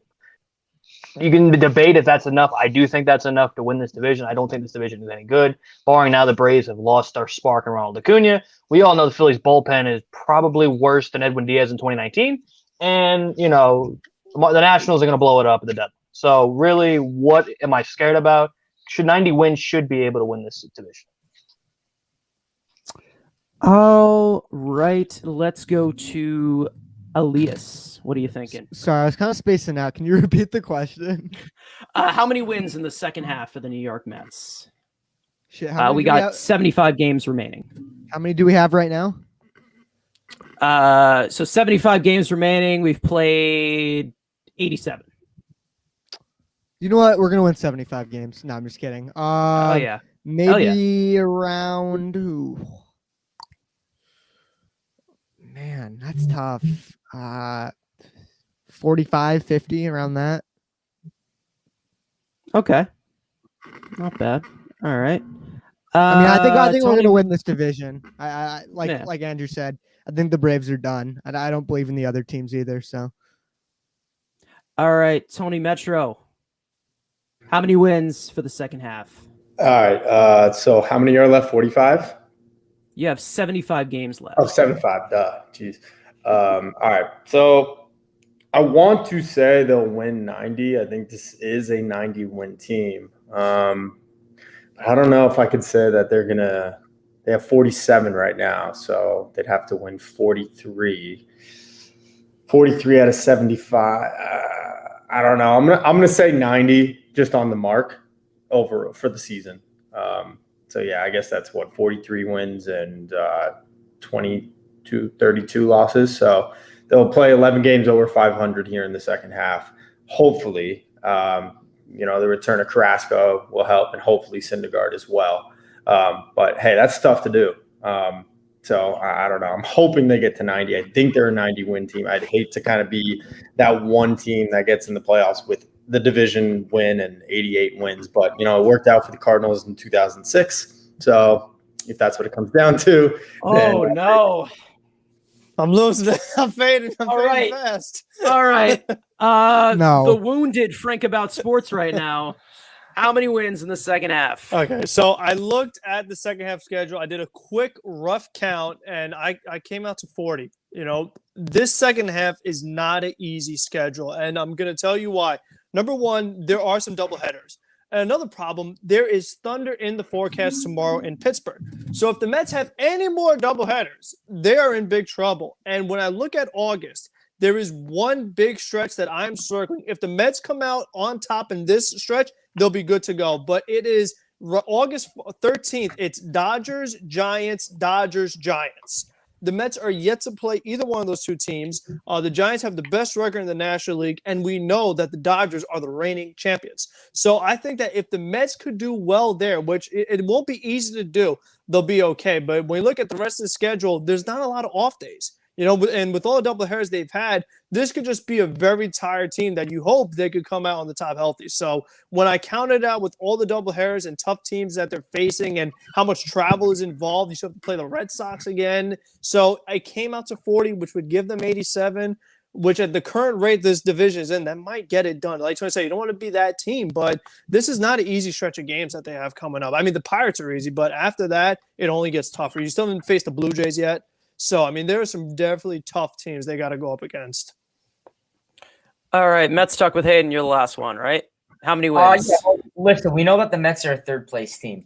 It's going to be a ride. I mean, I loved having the 2019 second half. I just love that, close race. It's really suspenseful, and I think it's great for baseball, but obviously very nerve-wracking at the same time. I'm sure a lot of my readers can be evidence for that. In terms of what the Mets would finish with, like we said, the second half is really a lot. But in terms of the second half, I don't really think the Mets need to change a whole lot.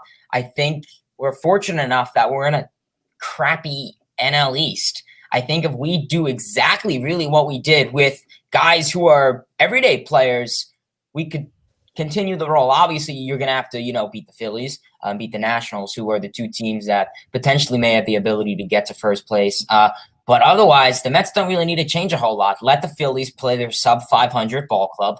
Let the Nationals try to figure out with their 35-year-old, veteran rotation.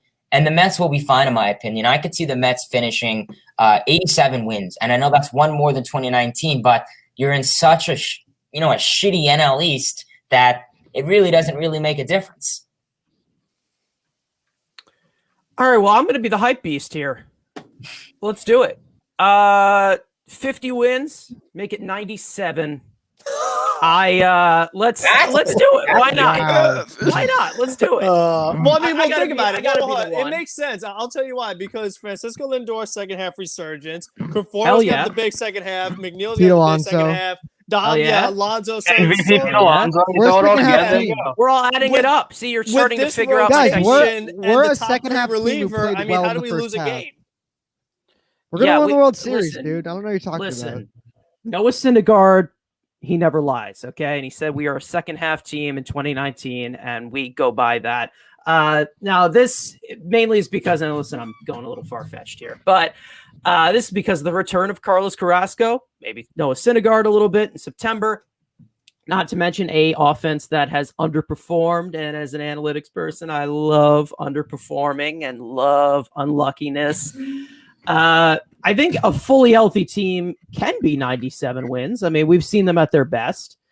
But there's just something about this team that makes me believe. I don't know what it is. Do we say that every year? Sorry. You got to say that every year? Fuck. Okay.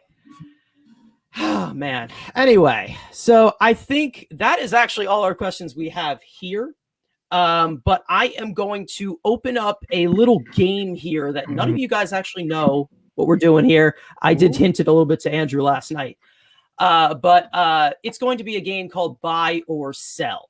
Now, what we're going to do here is I'm going to present each of these guys with a topic. Now, they will say if they buy it, meaning they agree, if they sell, which means they disagree. Now, here's the catch here. They will give their explanation as to why they'll buy or sell, but they only have 45 seconds to explain. Now, these guys have no idea what these topics are or which ones they're answering. So this is no format. This is unscripted for our final segment here, and then we'll get to some viewer questions because it looks like we are a little bit we have some time, actually, because it looks like we're nowhere near the 2-hour mark. Let's have the Google for Doc. the bullpen. Oh, yeah. We can do that again if you guys want to. Yeah, Let's that have took way have the too Google Doc. long. All right, so let's bring up a timer here. Let's see how. Whoops. Yeah, yeah, nice timer. Okay. All right, hold on. Let's get that up here. Technical difficulties. Moving on here. Let me zoom this in. Yeah, are we getting to the Google Doc questions too? Yeah, I'm sure we will. We got time. Okay. We got 45 seconds on the clock here. Okay. Let's start with Elias, Big Apple baseball banner here. I'm just going to minimize this so I can be the guinea pick out a pig? question. Jeez, oh yeah, here we go. Buy or sell? Luis Rojas will be the Mets manager after the 2021 season. Buy or sell? Sell. He's been with the organization a while, but was not hired by this current regime. I think they want to kind of get their own guy. Good managers can make the play, or bad managers make the playoffs and get fired. Look what happened to what's his name, Rick Renneria from the White Sox last year. Now, hopefully, we get an upgrade more than Tony La Russa. But I wish we could just demote him because he seems like Luis Ross does belong in the Mets organization, just not as the manager. And I don't have to use all 45 seconds, right?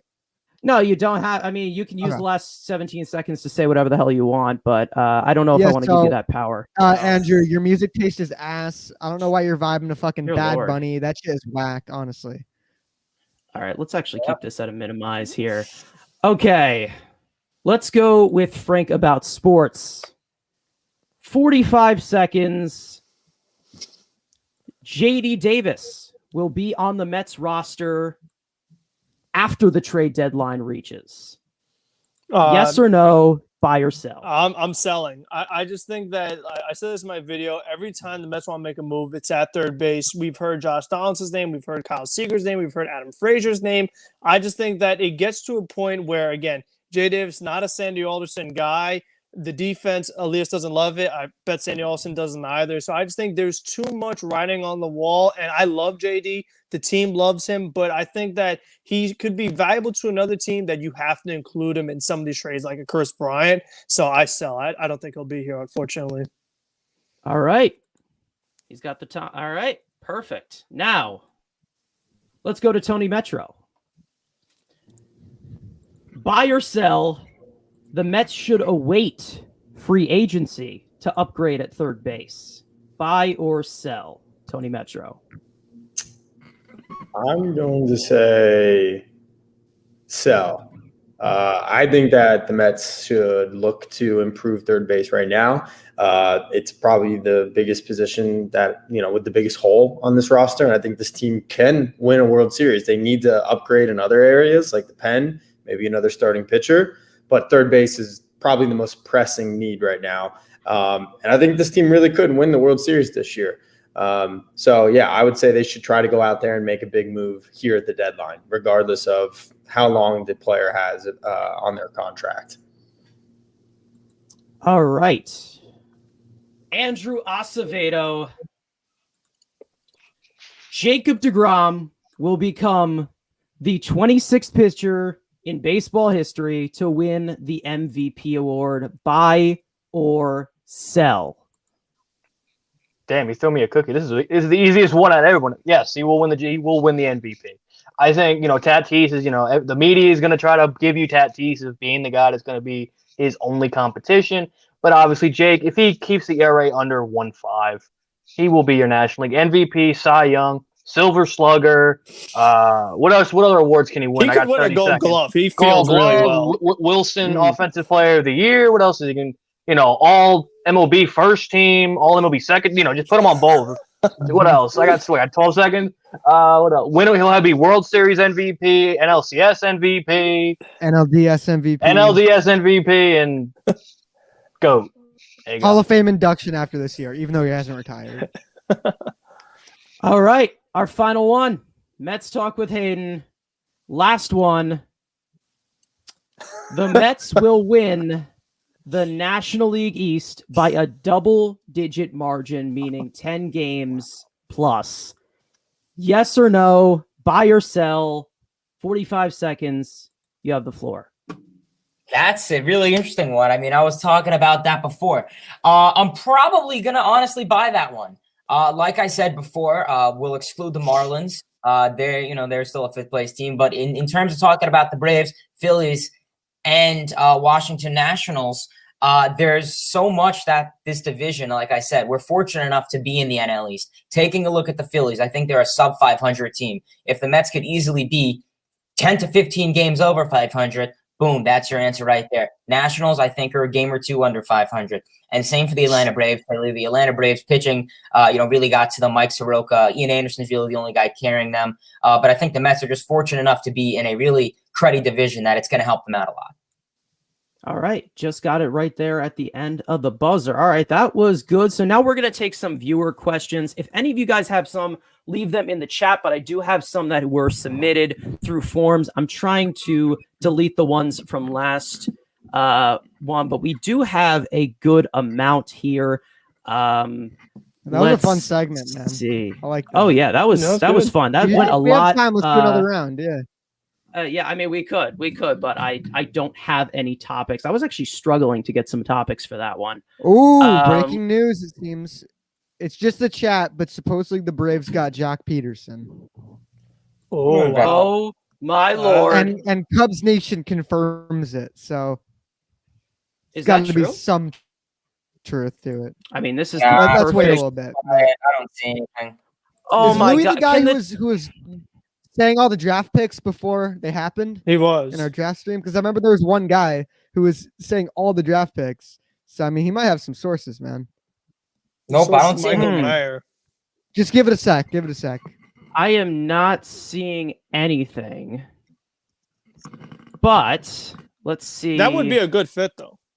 It would. You need I mean, someone the else. Ozuna injury, that would be perfect. Ozuna, Acuna, like who's your outfield now? Ciarte. That is actually true. Oh, yeah? Yep, just got confirmed. Wow. Hey, we broke it here first, boys. Let's go. That is just inspirational. Let's get what did they trade? First baseman Bryce Ball. Wow. They're losing a real MVP right there. Let's just ignore the comments. Make sure there's no fucking weird shit in there. Bryce Ball. Okay, Cubs are selling, boys. The Cubs are selling. Announce Chris Bryant to the Mets. Chris Bryant to the Mets, already official. You heard it here first. All right. Now, I'm trying to skip over some of the trolls here. I'm trying to skip over some of the trolls here. He is such a perfect fit. Yeah, exactly. Right-handed, perfect fit. Strikeout. Fits in well. Oh, man. Oh, for fuck's sake. Can you guys not be trolls, please, for just 1 second?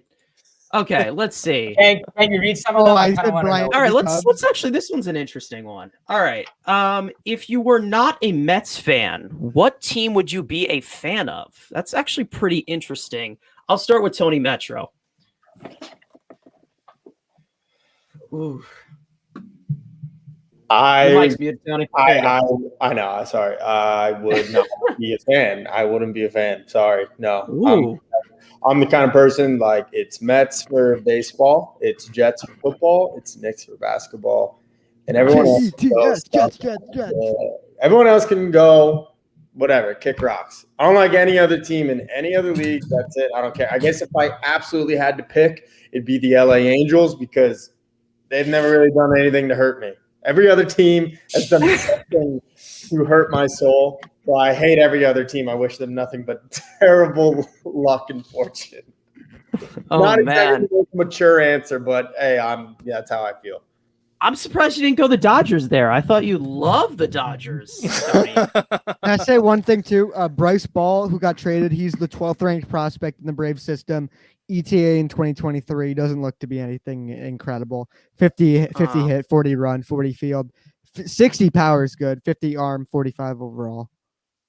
All right. Well, since the team in the National League East made a move with the Cubs, looks like we're next. Why not? I mean, let's do that. All right. So, Frank, about sports, what team would you be a fan of? I mean, I've been watching the Mets for so long. Like, I don't think there's a scenario where I am because my dad was watching Mets. So I was like, oh, I guess I'll watch it too. But like, if I had to say my second favorite team based off of their current roster of players, they have like players I like, I would say the Cubs. Because I do like Anthony Rizzo, I do like Chris Bryant, I do like Javi Baez, Craig Kimbrel. Not for much longer. I know, but it looks like all those guys are gonna leave. So as of today, it's the Cubs, my second favorite team. But after that, I'm like, there's plenty of other teams I like watching. The White Sox, I like the White Sox a lot. I still like Houston. You know, I've always rooted for the Astros. You know, I like a lot of teams. Boston, San Diego. Like, there's a lot of teams I enjoy watching. I like the sport in general, so I do enjoy, you know, talented, well-run organizations. But you know, it's the Mets, obviously. All right, Hayden, what team would you be a fan of? What talk with Hayden would you be? Listen, there's Blue Jays talk with Hayden. There's Angels. There's Rockies. There's Blue Jays. You want to do that for yourself? Be a Rocky fan? You know, there's a lot of good teams. Obviously, I was born on Long Island, so that's kind of why I became a Mets fan. Honestly, I became a Mets fan around 2006. So honestly, call me nutty. As a New Yorker, I'd probably be a Yankees fan, I guess, just due to the old geographical situation. Lord. Now I'm in Florida, so maybe I actually would consider being a Rays fan, especially with Lord. especially during the times of Longoria being very elite over in Tampa Bay. So, I think that just killed Andrew's vibe. I don't know. Is he okay? Andrew, you haven't answered yet. What team would you be a fan of if you're not a Mets fan? Well, since I am in the state now, they are my team. When the Mets suck, I usually jump on that bandwagon, even though they have caused the Mets a lot of pain, which kills my dad. It is the St. Louis Cardinals. Great jerseys, great overall history. Obviously, again, a lot of painful Mets memories. Trust me. Yes, Beltran being the biggest in my lifetime, but yet they always develop young players. Obviously, they go out and get Nolan Arenado, one of my favorite players in the league, so that automatically goes there. Have maybe the best jersey in baseball in that baby blue Cardinals jersey. I think those can top anybody in the big leagues, not including, the new alternates or whatever, but just pure alternates, the best uniform in baseball. And just a good history, and that's pretty much what in the end. And I have family members who are Cardinals fans, so if I'm not going to be on my dad's side, then I'd go with my other family. So, all right, Elias, you're the last one to answer. Yeah, so I used to have like second favorite teams. For a while it was the Cubs, then it was the Oakland A's because I was on the Matt Chapman train before everyone else was. But I don't really do the whole second team thing anymore. I'm kind of just a Mets fan. So if I had to switch, my first thought is maybe the Washington Nationals because I love DC so much, but their fan base stinks. I mean, everyone leaves early. It's not really a baseball town. So for me, I'd probably be a Boston Red Sox fan. It's such a good history there. I love Boston. I might look to go to school there. So I might live there eventually. We'll see. Going there this summer, which I'm excited about. Hopefully can catch a Red Sox game. And they just got such a baseball culture within that fan base, and they can beat up on the Yankees pretty well too. So I'd go with the Boston Red Sox. All right, all different regional answers. I guess I got to go Oakland since my dad's an A's fan. He grew up with the swinging A's in the 70s and 80s. Yeah, I mean, I do like their team right now. I love Matt Chapman. Matt Olson, we all know I'm the biggest Matt Olson enjoyer in the world. I mean, I kind of care about what goes on with the future of the A's a little bit more than I probably should as a Mets fan. But I just hope they eventually sell that team to an owner that actually gives a damn, because they actually deserve to have success, because what they've been able to do And a with so little, stadium. it's been so impressive. Oh yeah, a new stadium. They deserve to have so much because they've earned it. They're Keep their own. one of the greatest franchises, especially the Philadelphia A's as well. 9 championships in total with I remember Oakland. watching them. Oh Little yeah, Philly Athletics. the Philly Athletics, man. All right, I guess we'll get into another question here, because we have plenty of time to go to the 2-hour mark. I'm just trying to get out of the troll area here. Oh my God, you people. We have one that says, why isn't Big Apple Baseball Banter at 100 subs yet? That's a perfect plug for the channel. Guys, go subscribe. The link is in the description. That was the that's point. pretty good. Thanks, man. Glad you got that one. Okay. All right. Well, we got a question from Sergio in the chat. Who on the Mets is going to get traded? Who do you guys think will be the number one guy to get traded on this roster? Frank About Sports, who do you think? Yeah, I mean, we touched on it earlier, but I feel like J.D. Davis is a very popular guy. Also, I think what Andrew was saying, Billy McKinney, just because the DFA standpoint, or maybe someone wants to try to get him before another team has the chance, maybe they want to offer a little more because they feel like they can give him full-time playing time where he could actually excel. But other than that, I mean, I don't think anyone would take Miguel Castro in a trade right now. They see how much he's struggling. Why would you want to trade Castro his lowest value? So I think the only realistic guy is J.D. Davis. One thing I've been thinking about is that eventually, this offseason, there's a lot of good center fielders in the market, the trade market. And I think that this team really just needs a two-way center fielder and move Brandon Nimmo to left field. And when I look at it, with how good Alonso's power is, we saw it on Monday, I just don't really see a long-term fit for Dom Smith. So I think that eventually you have to try to get something for him. You can't pay everybody. And I just think he won't have a value enough to where he's better off trading than laying on free agency. So not this year, but maybe eventually. All right, Tony Metro. Who's the top trade candidate on this roster? I don't think the Mets really want to subtract from their offense, so it's tough to say, but J.D. Davis probably makes the most sense. Someone else mentioned wasn't a Sandy Alderson pick, doesn't have a position or play very good defense. I highly doubt he's going to trade Dom Smith just because he was a Sandy Alderson pick, and he's such a great on-base guy, great just all-around pure hitter. So I don't see Dom going anywhere. I think if I had to pick somebody, it will be J.D. Davis. Hopefully going to the Cubs in a trade for Chris Bryant, or I don't know, maybe the Mets get a little crazy here and can get him over to Colorado and bring Trevor Story in to play some third base for us. But that is a long shot. All right, Elias.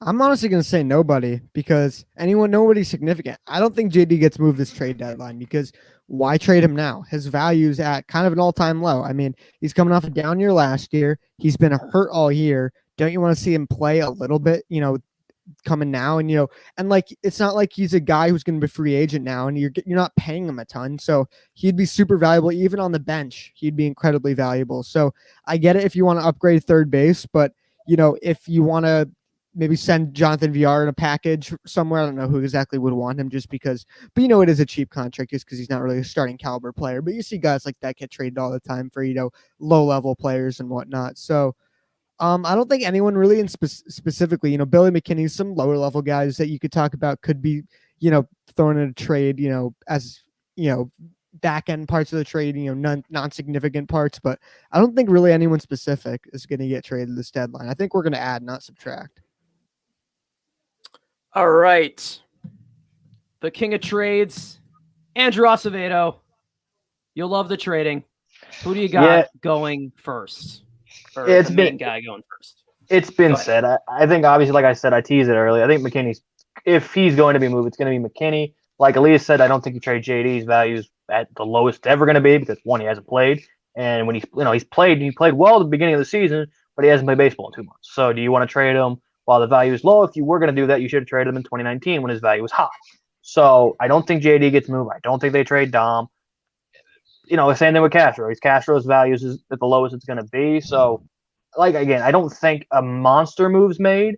I think that will be more prospect capital going the other way compared to big league players. If they are going to make that Bryant, Story, Armand Mark, whoever, it's going to be more prospect based. Maybe, if maybe they want JD now, but I would think it's probably, if I have to pick a guy, it's going to be Billy McKinney, but I don't expect guys on the 26-man roster to be moved. Mets talk with Hayden. Who's the first to go? Freaking Andrew, big guy to go. Put it out. I was gonna say a low bench mob guy like Billy McKinney. Well, I'll still stick with that, but honestly, kind of to agree with Andrew and Elias at the same time, I don't think it's going to be anyone major. It's probably going to be one of those minor bench guys, or maybe someone that's in the minor league system but played some time with the major leagues. Maybe a guy like Blankenhorn I could see getting departed in a trade. Billy McKinney's pretty fair to get sent away. But in terms of on the everyday roster, I don't really see anyone big. I could see a guy like Miguel Castro getting sent away potentially. JD Davis, it really just depends if you're touching third base or not. If you're not going to go for a third baseman at the deadline, then you're not going to get rid of JD Davis. I mean, unless you have McNeil or someone else move over, but that's a story for another time. So overall, I'm probably going to go Castro, or one of the minor bench mob guys probably has the highest chance of being departed from the Mets. All right, well, I think Castro is a valid point considering he is the last of Brody moves. So he could be a possibility. I don't want that to be the possibility just yet. I still think there's some potential in there. I know some people want to send him on a rocket ship to flaming fire of hell, but or call him a pumpkin. Or yeah, exactly. But whatever. I'm just hoping nobody from the pitching core gets sent off. Because there's always, no matter, and he's going through Tommy John says, because there's always the Noah Syndergaard talks. We always know there's always going to be those talks, especially since his value is at a pivot point right now with the Tommy John surgery. He's coming as pending free agent. I'm hoping that's not the case. I love Noah Syndergaard. I want him to be here for a very long time. I guess I'll just piggyback onto Billy McKinney. I'll piggyback onto JD Davis. I'm not so sure. Again, I have not really looked at much of the trade deadline, like I said last week. I am trying to look for another question that isn't a complete fucking troll. Let's see. Oh, okay. This one is a good one. Since we have been floating around with Chris Bryant possibly coming to the Mets, looking good in the black jersey that is coming up in the July 30th, as was announced this morning. What package are you throwing out there? The exact package. I think we're kind of dipping into the topics we're going to discuss on Andrew's channel in a few weeks. But you know what? Why not? Let's just do it. A raw package you're throwing out there. That came out really wrong. I apologize for saying that. Elias, Big Apple Baseball Banter. What are you throwing for Chris Bryant? All right. So we got to go over our untouchables first. So for my untouchables, I'm going with Francisco Alvarez, Kumar Rocker, and Brett Beatty. So those guys, they ain't going anywhere. Like Sandy said, he said, "Are you trading Brady for Brett Beatty for a rental?" And then he was like, "LOL, no." So for me, I think the package would be built around a guy like a JT Ginn. I don't think you're gonna have to give up Mauricio because he doesn't have that much trade value. Now, I don't honestly want Chris Bryant. Oh, bye, Tony. For the fact that you're going to have to deal with his contract after this year, and there's so many guys to deal with after the season. So, and that you're getting him, hopefully with the plan to extend him somehow, I think the package will be built around a guy like a JT Ginn. But also, I could see the Mets, I could see the Cubs really wanting a much younger player than that. Look at what they did in the Yu Darvish trade. All their guys were young guys. So, it's really interesting, who it's going to be. I hope we don't have to clear too many guys out. Maybe a Matthew Allen goes in a trade, but I don't think you have to give up that much. Don't forget, our farm system is kind of caca, so there's not too many names to go off of.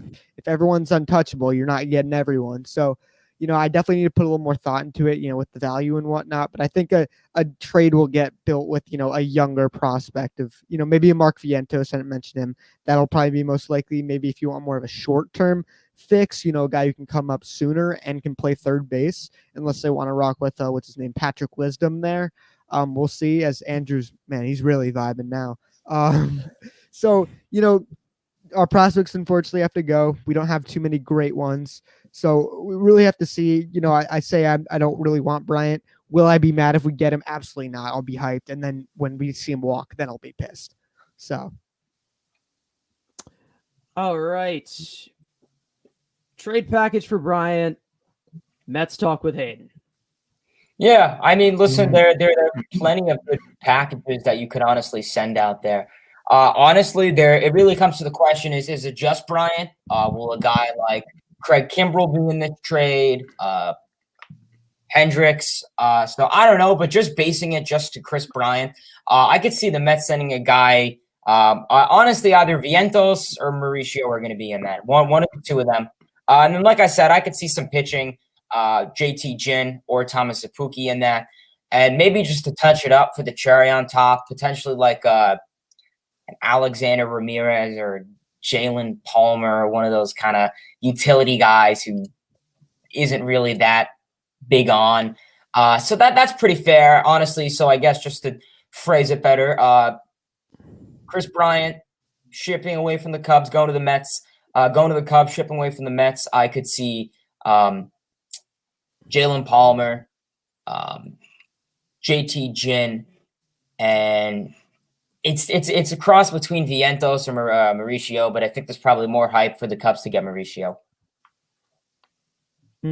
Okay, so Tony, I know you probably hinted this a little bit when you came in here, but what would you send for Chris Bryant? Yeah, my most recent video was 5 bold trade predictions for Major League Baseball at the deadline. And in the first one, I had the Cubs doing a fire sale, selling off on Bryant, Baez, Rizzo, Hendricks, and Craig Kimbrell. I think the Mets should be cautious about trading with him. It's a rental. I would start off with Mark Vientos and really wouldn't go too high from there. I mean, we're talking about a guy for 75 games that's had an up and down career and an up and down season. So I wouldn't really do a whole lot more than Mark Vientos. That's kind of like my headliner. I don't think Thomas Sapucki's going anywhere now that we've learned he's going to need Tommy John surgery. And I wouldn't trade much from our pitching depth because there's really not a whole lot to trade from. Is it Tommy John that he needs? No, it's the ulnar nerve thing. It's the procedure DeGrom had a few years ago. So he's already had Tommy John, but still, the fact that he's having an elbow surgery, he's going to miss the season. Not when you want to trade him. I mean, you still got to see what you have in him. Right. Well, and I mean, let's be real. The Cubs don't want to trade for him either, considering how many injuries he's had. I mean, at this point, this is almost like the nail in the coffin for him. Like, this is going to be the one where it's like, all right, you've had a back injury, you've had Tommy John, and now you have an ulnar collateral injury, which is the same nerve that they do for Tommy John. Correct me if I'm wrong. Yes, ligament. Yeah. This is it. He gets injured again after this. He's going to get probably let go by the Mets. All right, final. Frank, did I get you? No, not on this particular package? topic. Yeah, I mean, I agree with a lot of what everyone else is saying, but Ryan Mauricio, no. Ryan Mauricio, he's still way too young, and there's still way too much talent to put him in a trade for a rental. I mean, I'm not against trading Mauricio, but this is not the trade for him. Matt Allen's not going anywhere. JT Ginn is not going anywhere either because I value pitching so much. But, Mark Vientos, like I said, I think JD Davis, I said this in Andrew's stream a while back, but it would just be so awkward to have Bryant and JD on the roster. So just for the sake of keeping the clubhouse okay and not having it be awkward, I think you do have to let JD Davis go. So you give JD, Vientos, and then 2 other guys, that are not top 10 prospects. If the Cubs say no, then you say no. I mean, there's no reason to overpay for a guy's rental. And I think when it comes to extending players, I don't worry about it too much because as of right now, Michael Conforto's value is not what it should have. Let's say Michael Conforto's a free agent in the 2020. He's not getting paid the same amount that he would get right now. So right now, Conforto's value is down. Noah's value is down because we knew that Noah wasn't going to be there opening day, but we didn't think Noah was not going to pitch until September. So his value is down as well. And then Stroman, you'll see what his market holds. So I don't worry too much right now about extending everybody because as of right now, no one is getting crazy money. So I think that as of right now, you probably, and again, with the richest owner in baseball that said he's going to go over the tax eventually, I feel like there should be a way to fit Chris Bryant's contract into your future plans, especially if he gives you an amazing stretch and is really important in the postseason. If he's contributing the postseason, how could you not want to find a way to retain him? Yeah, I think it also plays into if the Cubs are going to get desperate. I mean, it looks like it's going to be a fire sale, and he's on a qualifying deal right now. And we'll see. I mean, Sandy will play his chess. Like I've said, I looked at nothing at the trade deadline. I guess I'll just send in James McCann and we'll call it a day. This is actually a very I don't get to talk about the trade. Oh, sorry. Man. You're too busy vibing. Oh my God. You know what? I'll give you. Should I give you full screen for this one? Yes. Oh God. I apologize. Yes. Do it. I apologize for that. All right. So the Chris Bryant trade, which every Mets fan is clamoring for. This isn't happening until July 30th, by the way. This isn't going to happen next week. This is going to be July 30th at 2:55 p.m. This is when this trade's going to happen because Sandy's going to play his game. He's going to wait. He's going to wait, and he's going to let the Braves and he's going to let anybody else who wants to make their offers to the Cubs, and he's going to pick up the phone, and he's going to be like, all right, what do you want? You're not getting our top 5. Nobody in the top 5. I'm not trading for 60 games of Chris Bryant. Yeah, that was a little weird. Thank you for bringing that back. Yeah. So again, you're going to get less than 60 games because we're 75, 2 weeks to the day. You're taking that off of the season. So he's going to call back at 2:55, and Sandy's going to say, "This is the best I can do." If I'm taking this as I'm just going for Chris Bryant. Obviously, if Kimbrel's involved or Zach Davies or Kyle Hendricks is involved, then we can talk maybe getting a Mark Vientos, maybe getting a JT Ginn. But if we're talking strictly just Chris Bryant for 60 games, it is not going to cost money. Again, unless the Braves are now getting Jock Peterson, maybe they're going to go for it. So maybe the Braves are going to be the highest bidder, and maybe that's the reason that the price is going to go up. But we are still, I think all of us are still under the idea that the Braves will falter in the next. You know, they go get Jock and try to replace some offense from Marcel and Acuna, but we don't. I think we all kind of don't believe that they have a shot. Depending if we fall off the first week back, and we lose 2 out of 3 to Pittsburgh, and then we turn into the old Mets.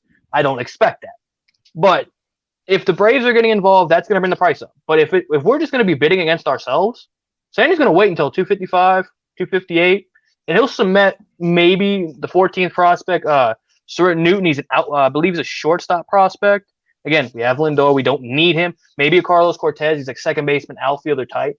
It's not gonna, maybe if you want to give him an arm and maybe a Marcel Renteria, number 24, but that's all it's going to cost. You're not going to give up 80. You're not giving up Vientos for 60 games of Chris Bryant. You give me Craig Kimbrel, who has the rest of this year and a team option for next year. So you're getting a top 5 closer in the game, fight amongst ourselves if you want to say that, but a really solid reliever this year. Then we can talk. All right, you want Ginn and I want Kimbrel, and I need to tell him there's not a guarantee he's getting the 9th inning. But he will come into a pennant race for a division chase and get big outs. The same thing if you want to add a 5th starter, Zach Davies or Kyle Hendricks. Kyle Hendricks would obviously cost more, but do you want to get another control guy? You got Stroman. Walker's more of a control guy, pitches to contact, gets a lot of strikeouts, but still pitches to contact. You're going to get Syndergaard. You're going to get Carrasco back. Yes, add a pitcher, but do you want to add bigger prospect when there are more depth pieces to go get from other teams? All right, well, the last guy we got from the Cubs was Albert Almora Jr. That was a fucking nightmare. So hopefully we can get something better out of that. This is going to be the last question. For anybody that submitted any other question, I apologize. It'll probably be answered next time, or, maybe you can answer it through social media. All of us are on Twitter all the time. Who should the Mets call up for September call-ups? Now, there's like a few pitching. Now, of course, it's the whole 40-man roster gets called up. Who are guys that you highly want to see in September to maybe spread out some depth in maybe the infield, outfield, pitching? I'll start with Mets Talk with Hayden. What are you thinking for? I mean, like I said before, Like I said before in the stream, now that we had a lot of, we ran through a lot of our farm system during the whole injury thing. And I guess that was kind of a blessing in disguise because now we know what a lot of these guys look like. We know what Khalil Lee could look like in a fit. Janesri Fargas, Travis Blankenhorn, Brandon Drury, Patrick Mazika, the walk-off guy. So, there's so many picks that get called up. One guy, I don't know if it's crazy to say, but potentially maybe if a guy like Khalil Lee could get his bat set in straight, he could be a nice bench piece, I think, for this team, be one of those. I don't know if Rojas is still down for the 9th inning defensive adjustments, but if you want to throw him out in the outfield for the 8th and 9th inning, he has a nice glove. We saw he made a couple nice web gems, along with Janesri Fargas, who I could potentially see also being more one of those bench guys, especially if some of these bench mob guys do get traded away. They could definitely be called up and put into a nice role, especially if the Mets do make the playoffs. We know how defense is very important, especially in the playoffs. Just like it was with 2015 with the Royals. Oh, tough one. Yeah. Okay. Fine. I won't end on a salty take. I could see Janesri Fargas and Khalil Lee being two nice options. Okay. Elias, who you calling up in September? I want to say Kumar Rocker, because how awesome would that be? But nah, I'm going to say Brett Beatty. He's going off the system really fast. I think he can make a decent impact, calling him up in September. Guys are coming up younger and younger, and the dude isn't really necessarily a super young player, and he's pretty close to being able to be ready. His bat seems able to be ready. He just doesn't seem like he has a spot in the field currently. Hopefully he can just magically learn how to play third base. But I think he's, probably better than, he is natural third baseman, but he's not like a great defender. At least that's what I've heard. So if he could come up and be that first bat off the bench and be absolutely clutch, that'd be huge. We have some guys to get excited about. It's not just gonna be Sam Haggerty and guys like that for September call-up. So Sam Haggerty, the next what was it? What is it? Pearl Washington or whatever, the pinch runner. Herb Washington. Pearl Washington, whatever. Good old Herb Washington. Herb the Pearl. Yeah, you remember him, Frank? Oh yes, very fast on the bases. Brett Beatty, 21. He'll be 22 in November. So I don't know. Let's see, Andrew Acevedo, who you calling up in September? God damn it, Elias. Why are you stealing my stuff? You're watching my content. Damn it, why are you always getting my name wrong?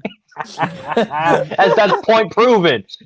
Obviously, Brett Beatty. I made a video about the guy. I said it a week ago. He is MLB ready. Now they got him moving into the outfield. They got him playing left today. Even with Vientos hurt today, they did keep him in left. So maybe they're trying to make him mini Chris Bryant, being able to play some extra positions. Obviously, in baseball, more positional flexibility is the better.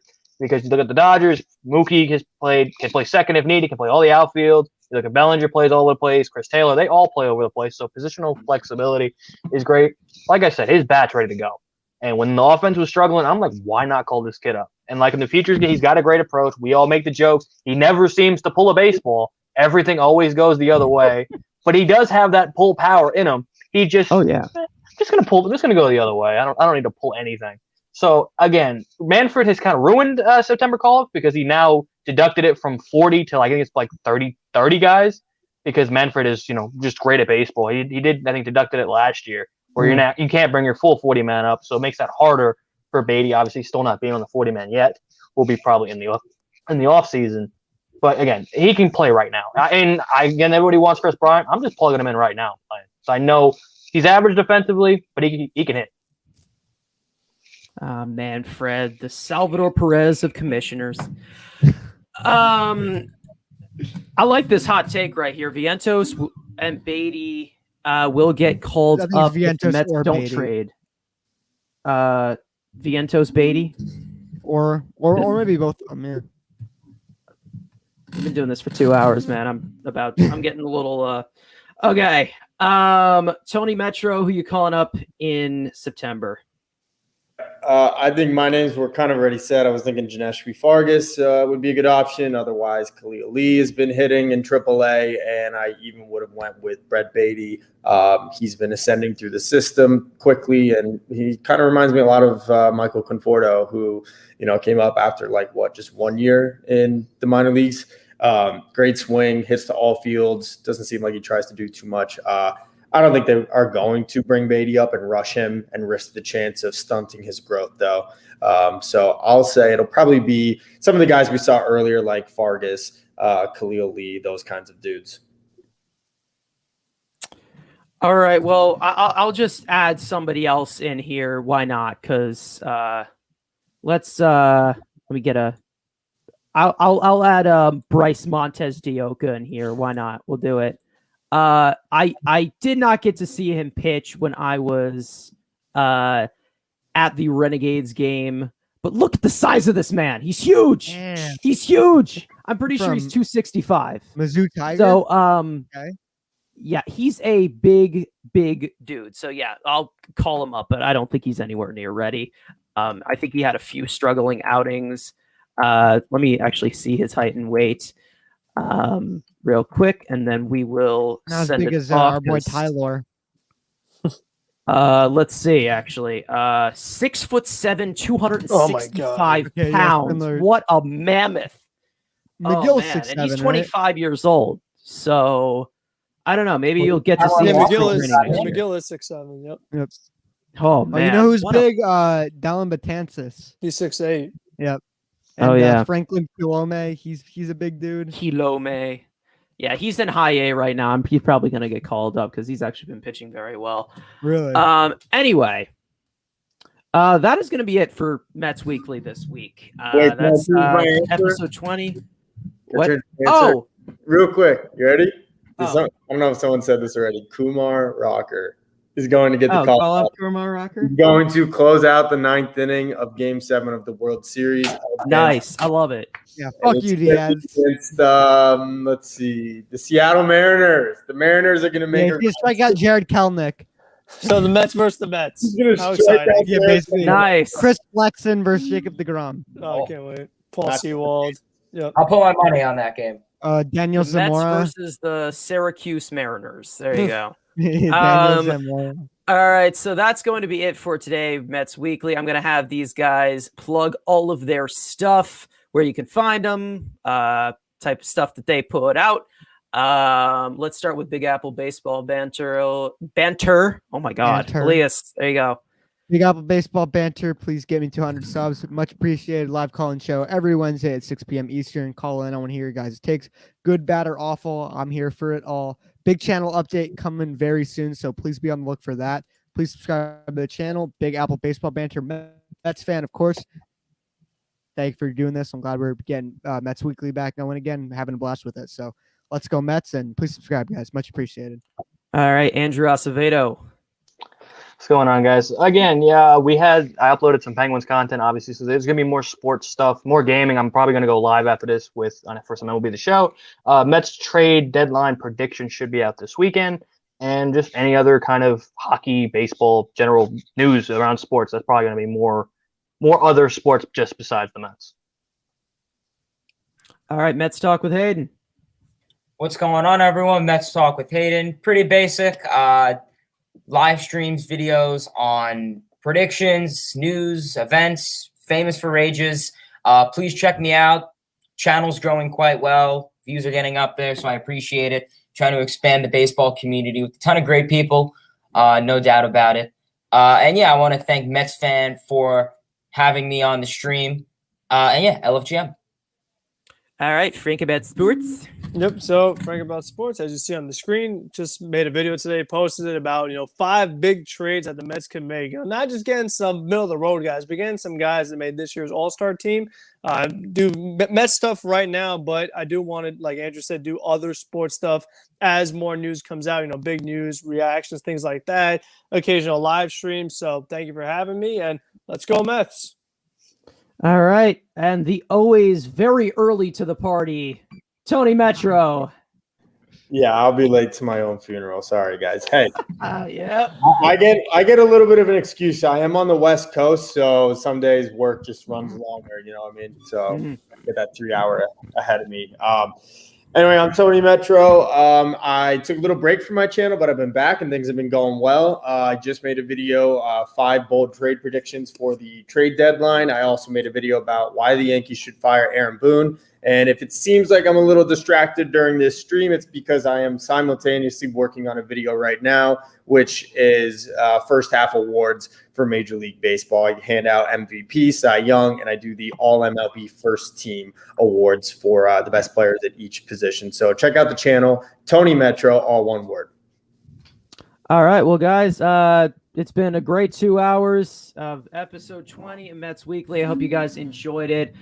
Subscribe to all of these guys. They make awesome content.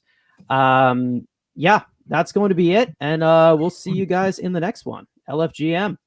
LFGM. Let's go, Mets.